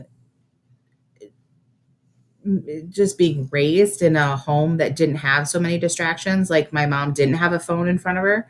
She was distracted by other things. And when I get right down to it, did I have the best parent in the world? Well, no, she didn't win Mom of the Year, but she wasn't a bad mom. Like the reason I'm successful and the reason I'm doing the things I'm doing that I can do is that, you know, I had a mom who forced me to do that. Yeah. Right on. I think that says it right there. It's shown that some parents just don't give a damn about their kids. Yep. And the worst part about that is that a lot of parents say, well, I did just fine. So why do my kids need to? It's like, because this is a world you don't live in. I acknowledge I didn't do well in school, and the last thing I wanted was to pass that on to my kids. When I did well in school, but I was different. Like there are different ways of learning. And I think that we're getting our kids prepared for a world that doesn't exist yet.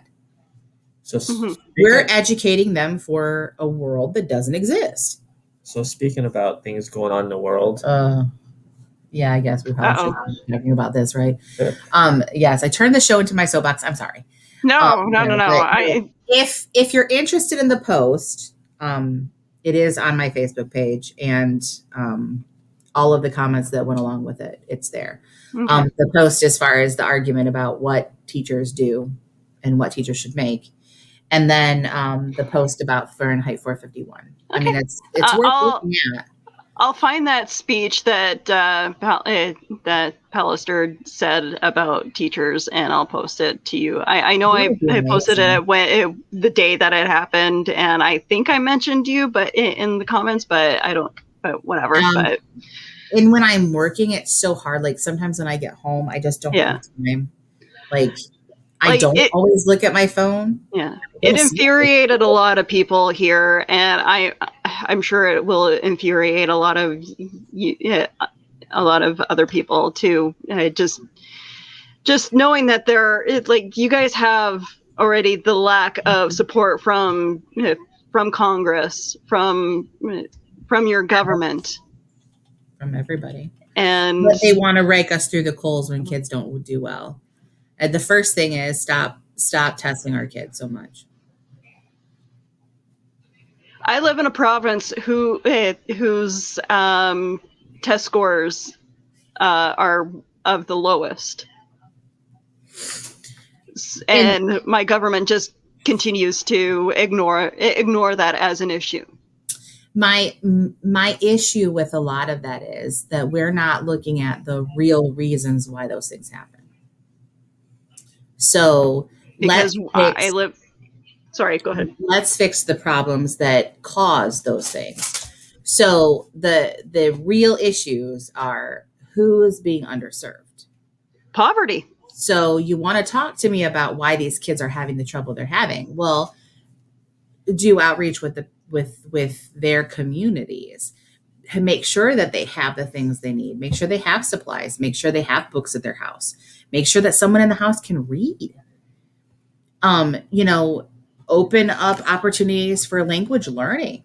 Like, it is proven that if your child speaks a second language and they are not fluent in their first language, they will not be fluent in English either. Oh. Their second language is directly related to their first. So you can speak a language, but if you cannot read it and write it, you will not be able to read and write in the second language either. It's a correlation. Good point. So if our kids are speaking Spanish at home, but they never learn how to speak Spanish or to write Spanish or to read Spanish, that level.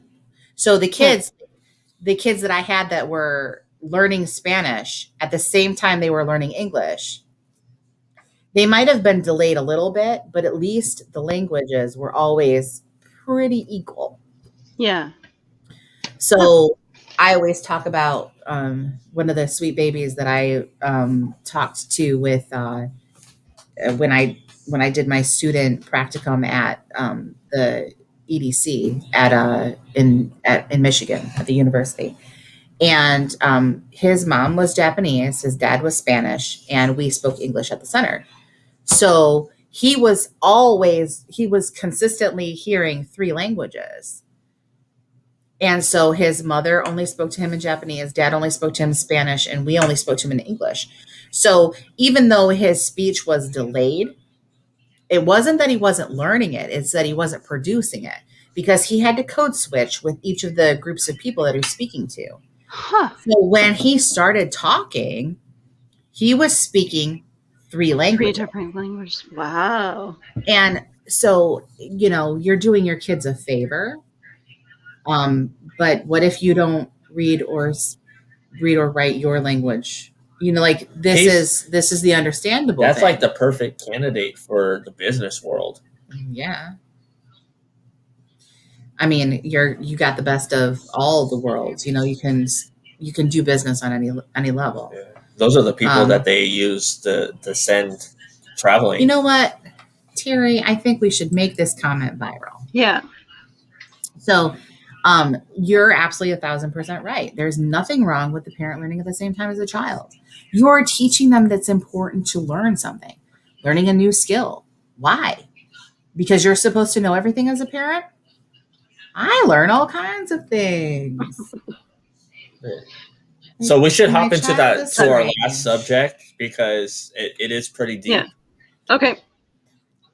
So last night, Falcon and the Winter Soldier aired episode 6, their season finale, because the way it looks like they may be getting a second season.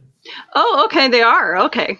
I was kind of worried that it was just going to be a one and done thing like WandaVision. Yeah, some of the shows will be one and done, and then some of them will get more seasons. Yeah. So, okay. Falcon and the Winter Soldier. Weren't they weren't they thinking of making this just a one-time only deal? There was a conversation though about how they would probably pick up the story again later on. Okay. Like it wouldn't be a sequential, like it wouldn't be a constant like new series, but it would be like you get a season of Falcon and the Winter Soldier and then you see whatever, and then maybe 2 years from now you get another season of it. Yeah. And I think that kind of like in the continuum of telling stories, that's probably the best way to do it. Yeah. And they did announce, and it hit all the trades, Deadline, Variety, Entertainment Weekly. There's a 4th Captain America movie from the team that did this show. They're working on a 4th America movie. I'm super excited. Okay. So, did the show exceed your expectations of what you thought it was? And what did you think of this last episode?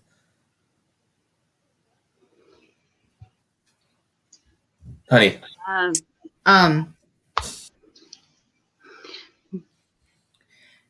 Well, you already know the answer to that. Well, we got Terry's answer here. The season finale of Falcon and Winter Soldier, I laughed, shed a few tears, got chills, hair on my arm stood up. It hit every note so sweetly. And that's, I mean, that I don't think I could say it better. Like, I think that is it's very well said at that point. It's like, there are few shows that talk about subject matter, this subject matter, that hit it so noteworthy that you don't feel like you're being preached at. Right. It just feels like you're being talked If with. WandaVision dealt with mental illness and grief, the way Falcon and the Winter Soldier has dealt with race relations and understanding your past, I think that I kind of feel like this should have been a study. Like this could be a study in race relations. Like, honestly. And for them to touch on it, bring stuff that they touched on in the comic books and make it actually part of the shows, that is incredible. And I must say, there's probably going to be some spoilers here, but this has been out. Well, if you live in the Pacific Coast, it's been out since midnight Friday morning, and 3 a.m. on the East Coast. So we've already been 24 hours. Yeah. Well, hold on a second, because this kind of bleeds into it. So I just wanted to say, though, the costume is probably one of the most comic, like, to screen accuracy I've ever seen on a comic book, TV show, or a movie. Mm-hmm. So, in our social media chat, there was our friend Hennessy posted something, and he says he didn't write it, but he found it. And there was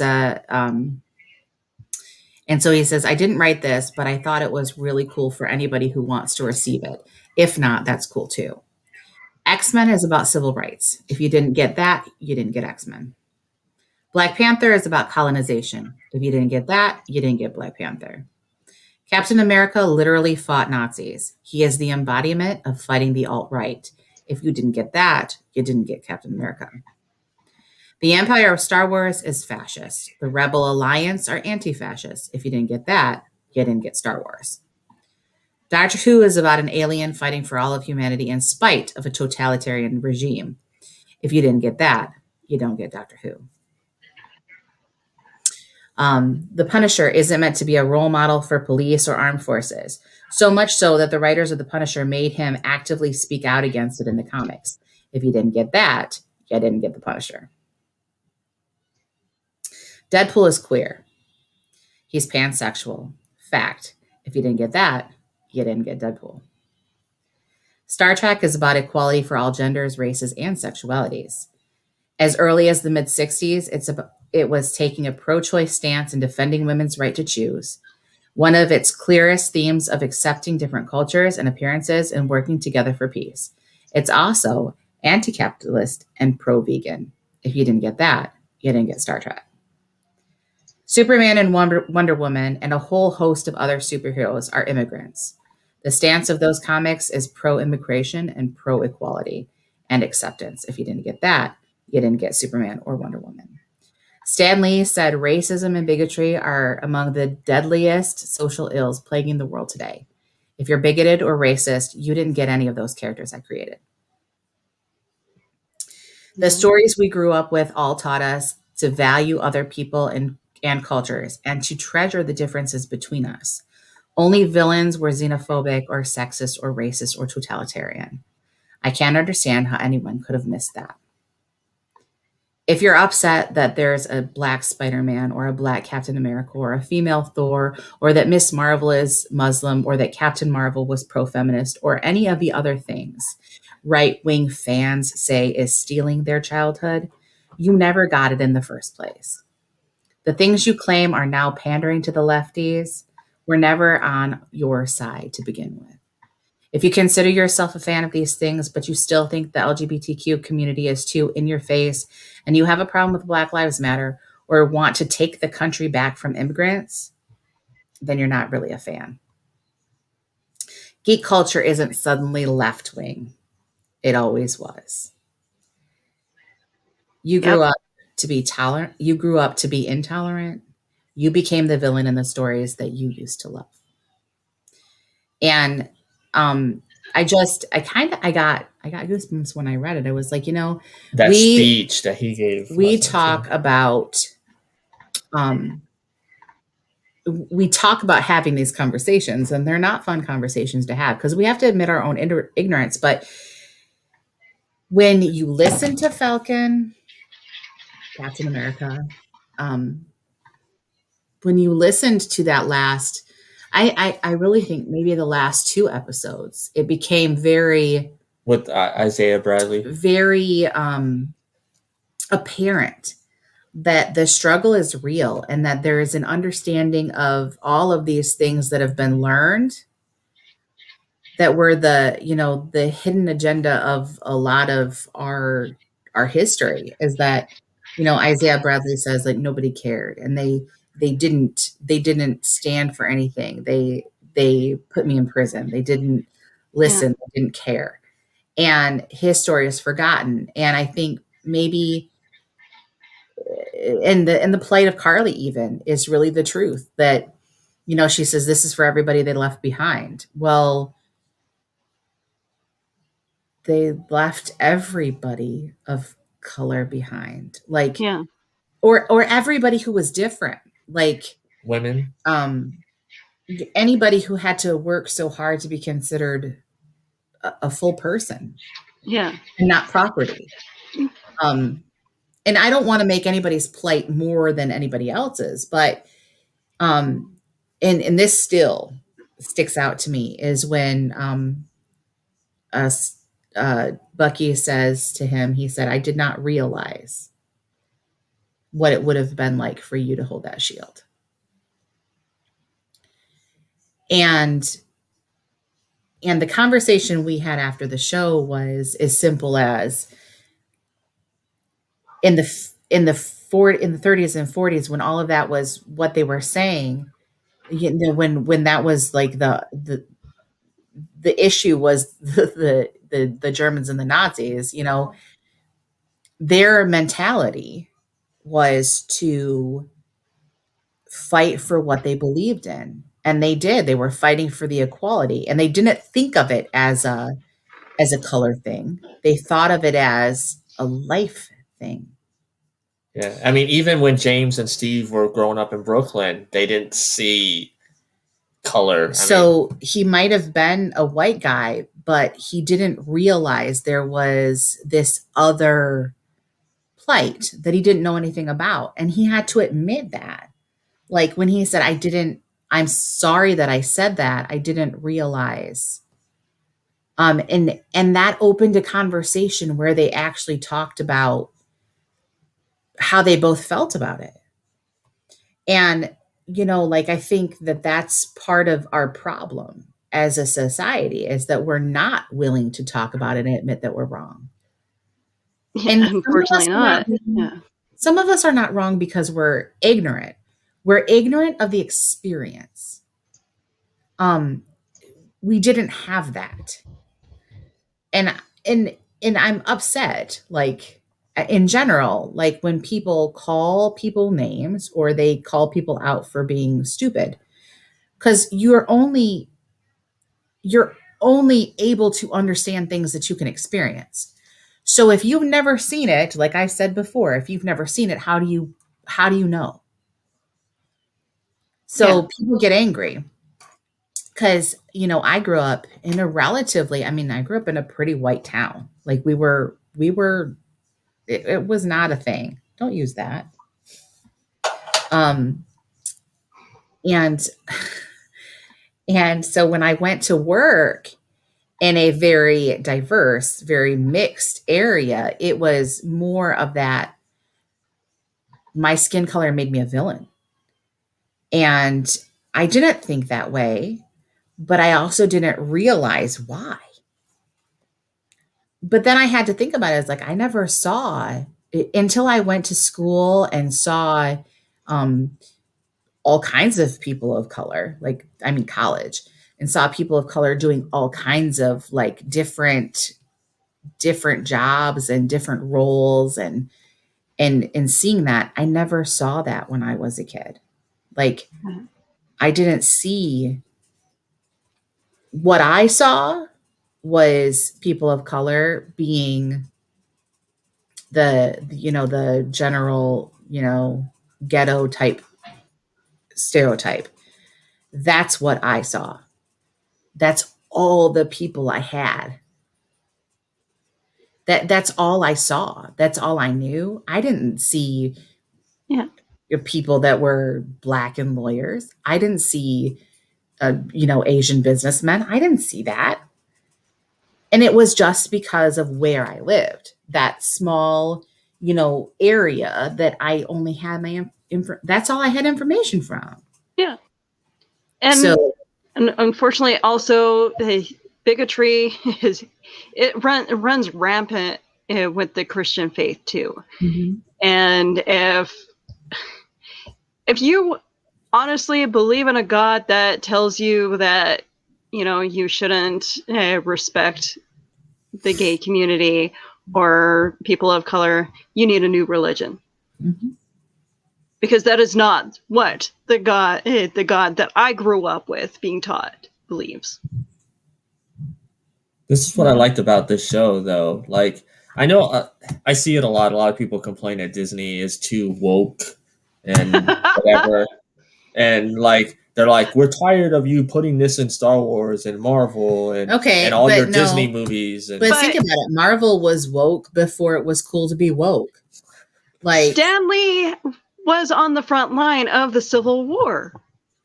He was one of the Civil War activists. Civil rights. Sorry, my apologies. Brain fart. So yes, he was a civil rights activist. Sorry, I apologize. But yes, no. But you're 100% right. When you think about, talking about race, it wasn't totally misguided and it wasn't perfect. Like, there was a lot to learn in that time period, but there was an open understanding of learning it.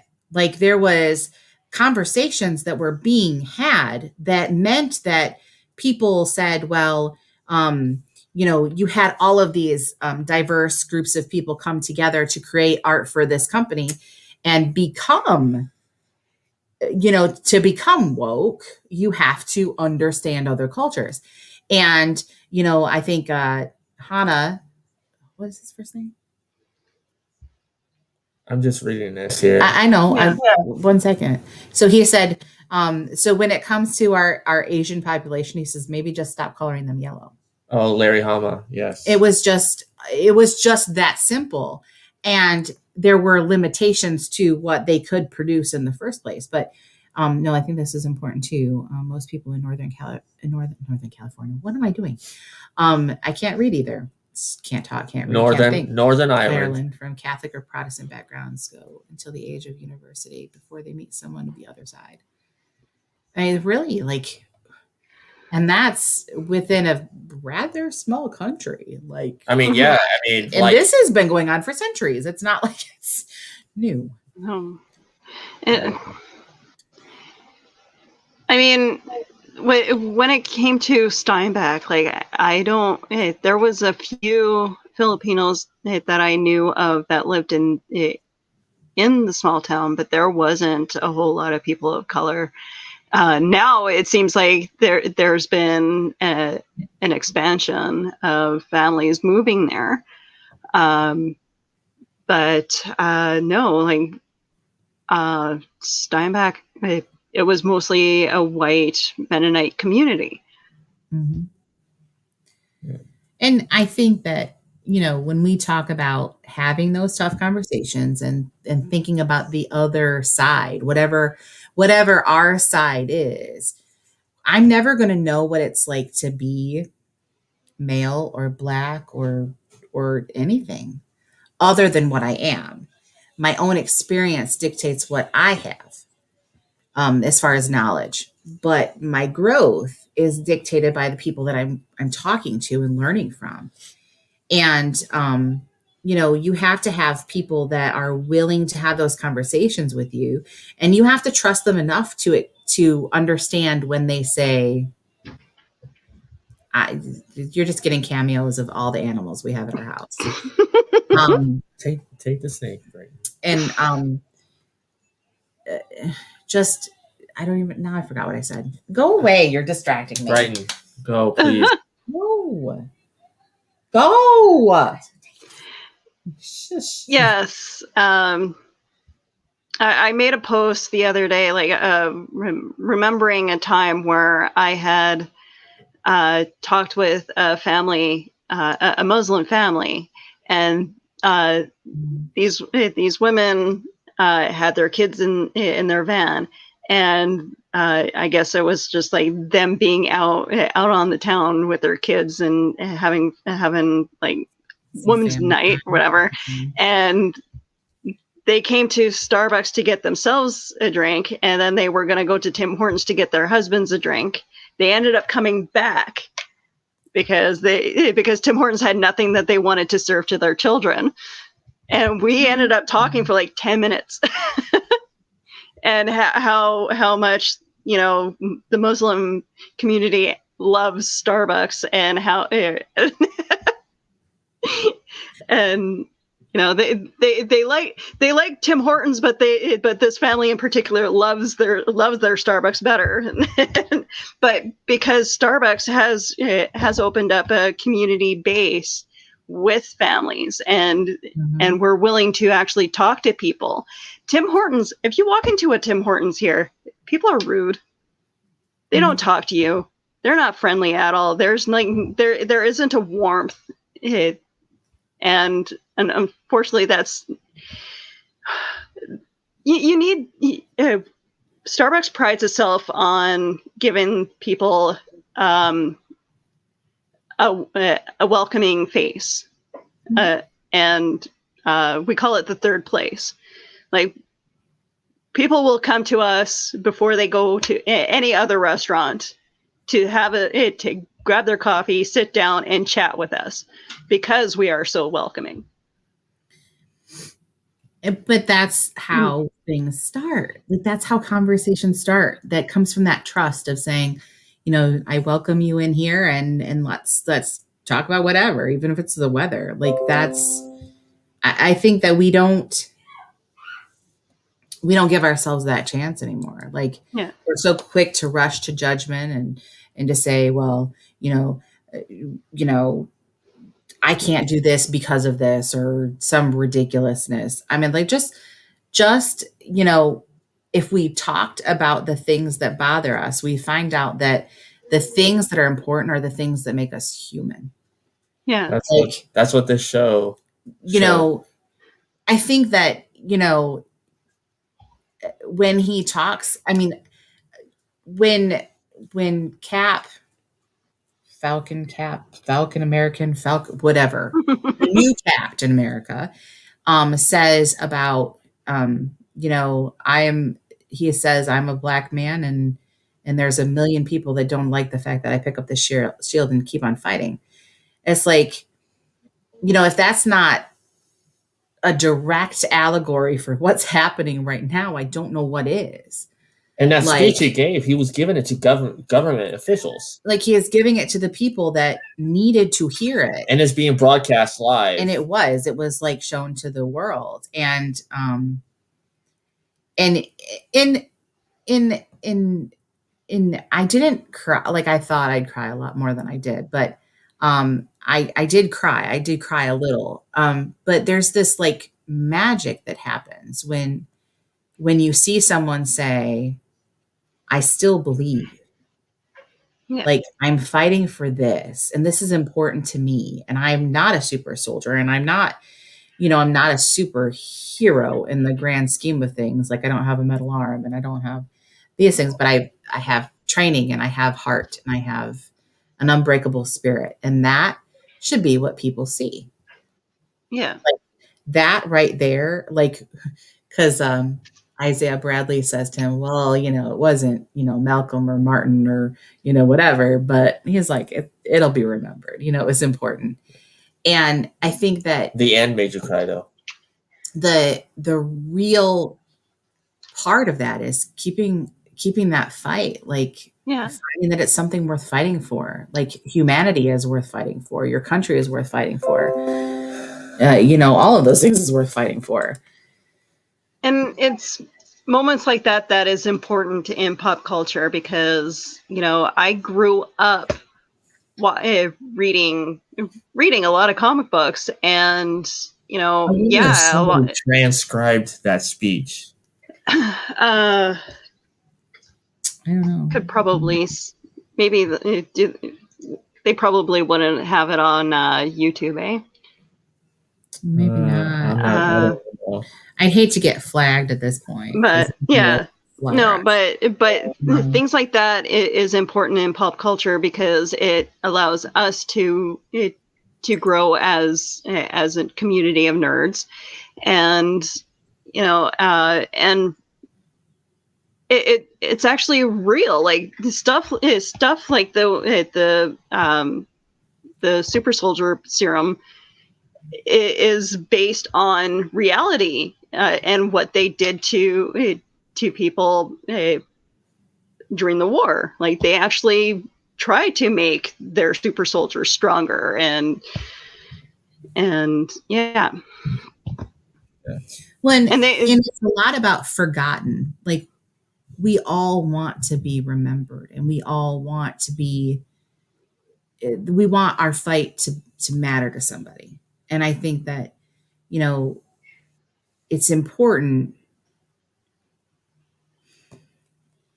Unfortunately, I can't remember every word that he spoke, but it was just like there's little things in that show that spoke to you without.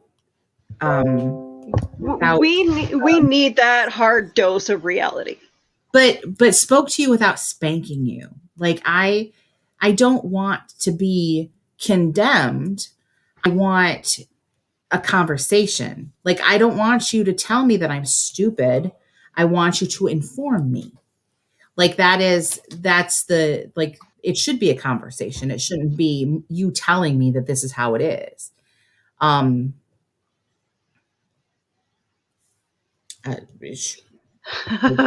Three more. Unfortunately, yeah, that is a good point. But unfortunately, we're always going to have people like that where it's like, oh, we don't need this smacking us in the face. But the thing is, we do. Well, but being subtle wasn't enough. You know what else this show did was, and it did it so well, Bucky's evolution from the first Avenger to the Winter Soldier to Civil War to this show. He came to grips with himself, and when he went to that man and told him he found that place. Like, he understood that he needed to go and tell him the truth. But also it was like, Sam said to him, you need to stop worrying about what other people think. If you want to find peace, you need to do the work. And, I think that's true for all of us. Like, if you want that, you need to do the work. If you want that, you, like,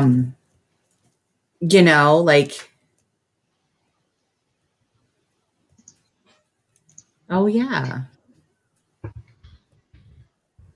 Sorry, I'm reading Terry's comments. I just, I just feel like there were so many places, like if you looked, I'm still like enthralled by that, like when he's holding the shield and his nephew is tracing the star. And Okay, I think I found the speech. Okay, let's see if I can do it justice. You have to stop calling them terrorists. Your peacekeeping troops carrying weapons are forcing millions of people into settlements around the world. What do you think those people are going to call you? These labels, terrorist, refugee, thug, were often used to get around the question, why? You know what? You're right. And that's a good thing. We finally have a common struggle now. Think about that for once.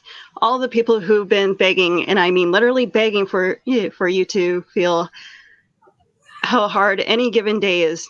Now you know. How did it feel to be helpless? If you can remember what it felt like to be helpless and face a force so powerful it could erase half the planet, you would know that you're about to have the exact same impact. This isn't about easy decisions, Senator. When the senator reiterates that Sam doesn't understand, it's then the hero really strikes a chord. I'm a black man carrying the stars and stripes. What don't I understand? Every time I pick this thing up, I know there are millions of people out there who are going to hate me for it. Even now, here I feel it. The stars, the judgment, and there's nothing I can do to change it. Yet I'm still here. No super serum, no blonde hair, or blue eyes. The only power I have is that I believe I can do better. We can't demand that people step up if we don't meet them halfway. You control the banks. You move borders. You can knock down the forest with an email. You can move 1 million people with a phone call. The question is, who's in the room with you when you're making those decisions? Is it the people you're going to impact, or is it just more people like you? I mean, this girl died trying to stop you. No one has stopped for 1 second to ask why. You've got to do better, Senator. You've got to step up, because if you don't, the next Carly will, and you don't want to see 2.0. People believed in her cause so much that they helped her defy the strongest governments in the world. Why do you think that is? Look, you people have just as much power as an insane god or as a misguided teenager. The question you have to ask yourself is, how are you going to use it? That's really the truth of what we're living in right now. And we can consider that it's only groups of people. But I know people on both sides of the aisle that believe that. They believe that people of all different walks of life deserve to be heard. And I think that that's, it's not different than why why Hamilton struck a chord with people, is that, you want to be in the room where it's happening. You want to be there and have a seat at the table and be able to say that these are the things that impact us. And so that when you're making the decisions, that the people that it impacts are heard and that it matters. And I think really it is just that. We have to do better. Yeah. And, and that's all of us. It's all of us. I mean, it's everybody who's on the left, it's everybody who's on the right, and it's all of us in the middle. It's all of us who can believe that one party is going to have our best interest in mind, and it might not. And, it's understanding and seeing the corruption for what it is and finding a way to fix it.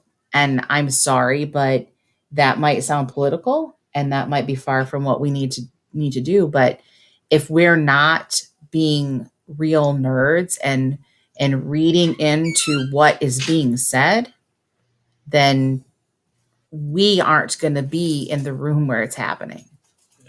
Yeah. So before we end the show, I do want to bring something up here because you totally have a new appreciation. Willow, do you have that photo?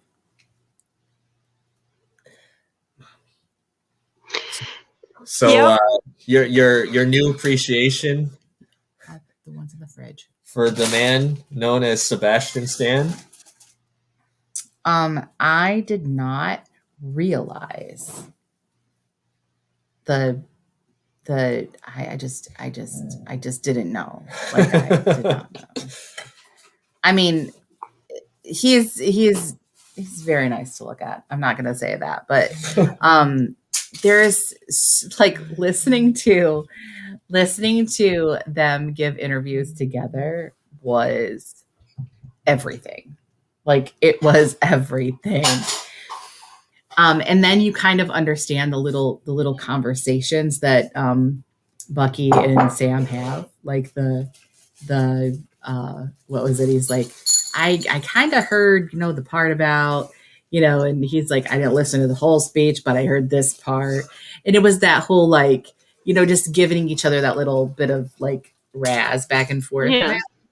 You kind of appreciate that because you see them appreciate each other as they're both friends of Cap, but they're starting to become each other's friends, and they're not quite there yet, but they're there's that understanding. What I love is that they respect each other as peers in real life as actors and the characters. Yeah. So like I couldn't see anybody else playing these roles. It's like they have this chemistry. They've solidified it. Now it's them forever. Yeah. If you want a good laugh, Willow, or anybody that's listening, just type in on YouTube Anthony Mackie, Sebastian Stan, and just look up all the interviews. They're hilarious. We're getting whatever. It was just they're just so funny. It's hilarious, and you just I don't know. It goes back all the way to the Winter Soldier. So there's Winter Soldier interviews, there's Civil War interviews. Yeah. See, even your categories. But I was kind of I've always been that person that kind of likes the non-superhero heroes anyway. So like I very much enjoy Anthony Mackie, and I think it's hilarious the conversations that he has when he's in an interview, and they harass Tom Holland so very much. It's so funny. But there's the little nuances of each of the people themselves as part of the Marvel world, and it's funny to watch them together. But it's just I don't know. I really feel like it was a heartwarming like dive into what we need to do, like put in the work. Yeah. And before we end this, it does set up something that you didn't really see coming. And there's an end credit scene. It kind of sets up the future of the MCU from a character you least expected. I mean, in the comics, they kind of went that way because they wrote this character, both versions. It'll be interesting to watch. Mm-hmm. U.S. Agent will be an interesting turn. What'd you think of the addition of Dreyfus? It was interesting to see her play something else. Like I feel like everybody's a lot like of what used to Seinfeld, but I think a lot of what she played after she was in Seinfeld was like an extension of Seinfeld. If that makes sense. Like I feel like she's always done comedy, and so to see her in a serious role is very different. I know. It's chocolate. But Willow, have you ever melted chocolate in the microwave and eaten it with a spoon? Yeah. So we invented that. If you had to rank Winter Soldier, what would you give the ranking? And Falcon and Winter Soldier, 1 out of 5. It's definitely a 5. Definitely a 5. Hands down. I'm telling you that I think I liked Falcon and the Winter Soldier more than I liked WandaVision, and that's saying a lot. But but also keeping in mind that it was two different things. Like it was very the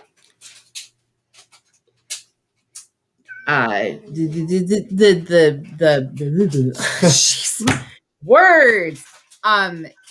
A lot of the ideas were so important to me. Like I think maybe that's why the show has both shows have meant so much to me, but also like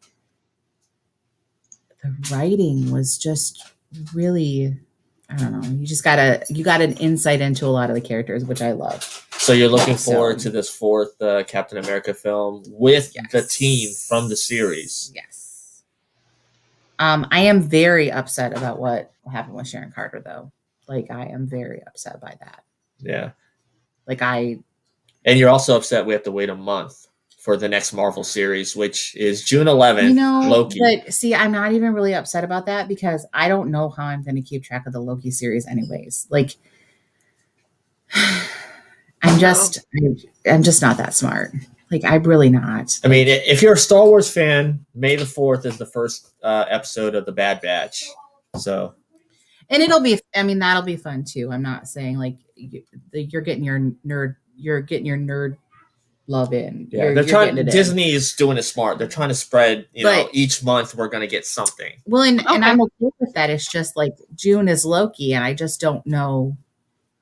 I just don't know. Loki has a different fan base, and so I look forward to seeing, his fangirls go crazy. Yeah. Well, this series, it'll be different. It's going to set up. It's a different storytelling. It's a different part of the universe, So. It's going to kind of help set up Ant-Man 3 with the whole time travel. But I am excited about that. But the time travel stuff is. It messes with my head. I'm like, I don't know where in the continuum in the chronological order of anything where anything is. If you think about it, this is the Loki from that alternate timeline when they went back in time in Endgame, the one that stole the Tesseract and then disappeared. So as soon as he disappeared, the time cops arrested him. And they said, you need to fix things because Loki's a mischief. So he was going around and messing up things. So like DB Cooper wasn't really DB Cooper in this series. It was actually Loki. So, it'll just be fun to see what happens next. And so it's almost like a quantum leap with Loki. Kind of. So apparently he has to go back and fix the things that he messed But I up. also agree with Terry too. I'm excited. I'm looking forward to the What If too, because that I think as a boy mom, you become very inundated with the what if. As a middle school teacher, you become very inundated with the what if question. Yes. What if? What if? So, what if pigs fly? What if the sky melts? I don't know. So this is going to be interesting. The What If series. What if it was Peggy Carter who took the serum instead of Steve Rogers? So yeah, it's going to be interesting. Well, and I think that we're in a place now where we could look back and say, what if it had been different? And that's not much different than. I am surprised. First of all, I am surprised that they haven't done the what if scenarios as a TV show before. Like, yeah, and I'm surprised they waited so long to finally do it. Yeah, I think it's because they have such a base of things that they could talk about now that they have a. And the only way that they could actually do it is animated. But I'm glad they got the actual MCU actors to come back and do the voices. I'm just excited. Like it'll be just exciting to watch and see what happens. And yeah, the MCU is expanding. It seems like everything they're coming out is keeping the MCU so fresh that it's never going to get tired. Well, and not that it would have. I think there's a. I mean, as long as Kevin Feige's there, I think we're fine with the MCU. Well, and I think there's a lot of fun to be had. Like, there's a little bit of something for everybody. Like Shang-Chi's coming. You're so excited about that. I am. That trailer was really cool. I know nothing about Shang-Chi. Have you seen the trailer, Willow? I've seen it. I'm pretty sure you guys posted it up. So yeah. Yeah, I'm Aquafina was excited. really funny. Oh my god, Aquafina. But I did want to on the note that we were talking about, Falcon and the Winter Soldier. I feel like the same thing. Bye, Terry. Thanks for stopping in. It in the same vein, words. I'll get it. I promise. In the same vein as when we're talking about Falcon the Winter Soldier, is I think that Canadian broadcast has made some pretty awesome shows this last 5 years that didn't get a lot of. They weren't known by the States. Like, we didn't get Schitt's Creek right away, and we didn't get Kim's Convenience right away. And then when Netflix got them and put them on, and it became this not just U.S., it became a worldwide phenomenon for both of those shows. Gigantic, it just really introduced us to a lot of different mindsets and personalities and ideas. And I just really enjoyed, I really enjoyed Kim's Convenience for a lot of reasons. One, it is a group of people who are not generally on a TV show. And, we don't know a lot about being an immigrant, coming to a country that's not your home, and that world of mixing traditions, having both. I watched a couple. I watched maybe 2 seasons of Off the Boat, and I don't know, something about Kim's Convenience seems a little bit more, I guess, in a way, realistic to the Asian culture, or family oriented way of them handling things. Just I don't know. Just they make fun of it. Both shows make fun of the being an immigrant and being of Asian descent. But I don't know. I just find Kim's Convenience is more of a realism viewing of Asian families. I think it very much holds the truth of having a family. You always, it doesn't matter what culture they're from. People in your family that kind of harness that personality.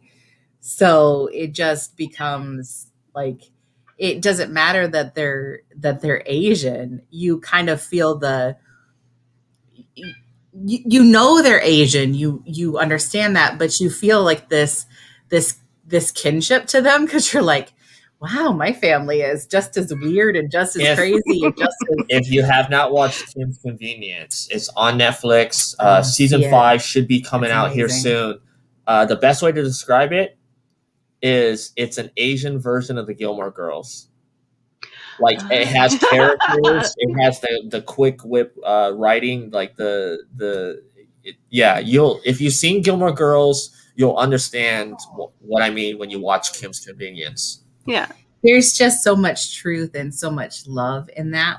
They really love what they're doing, and they love, giving, telling the story. And it's just great.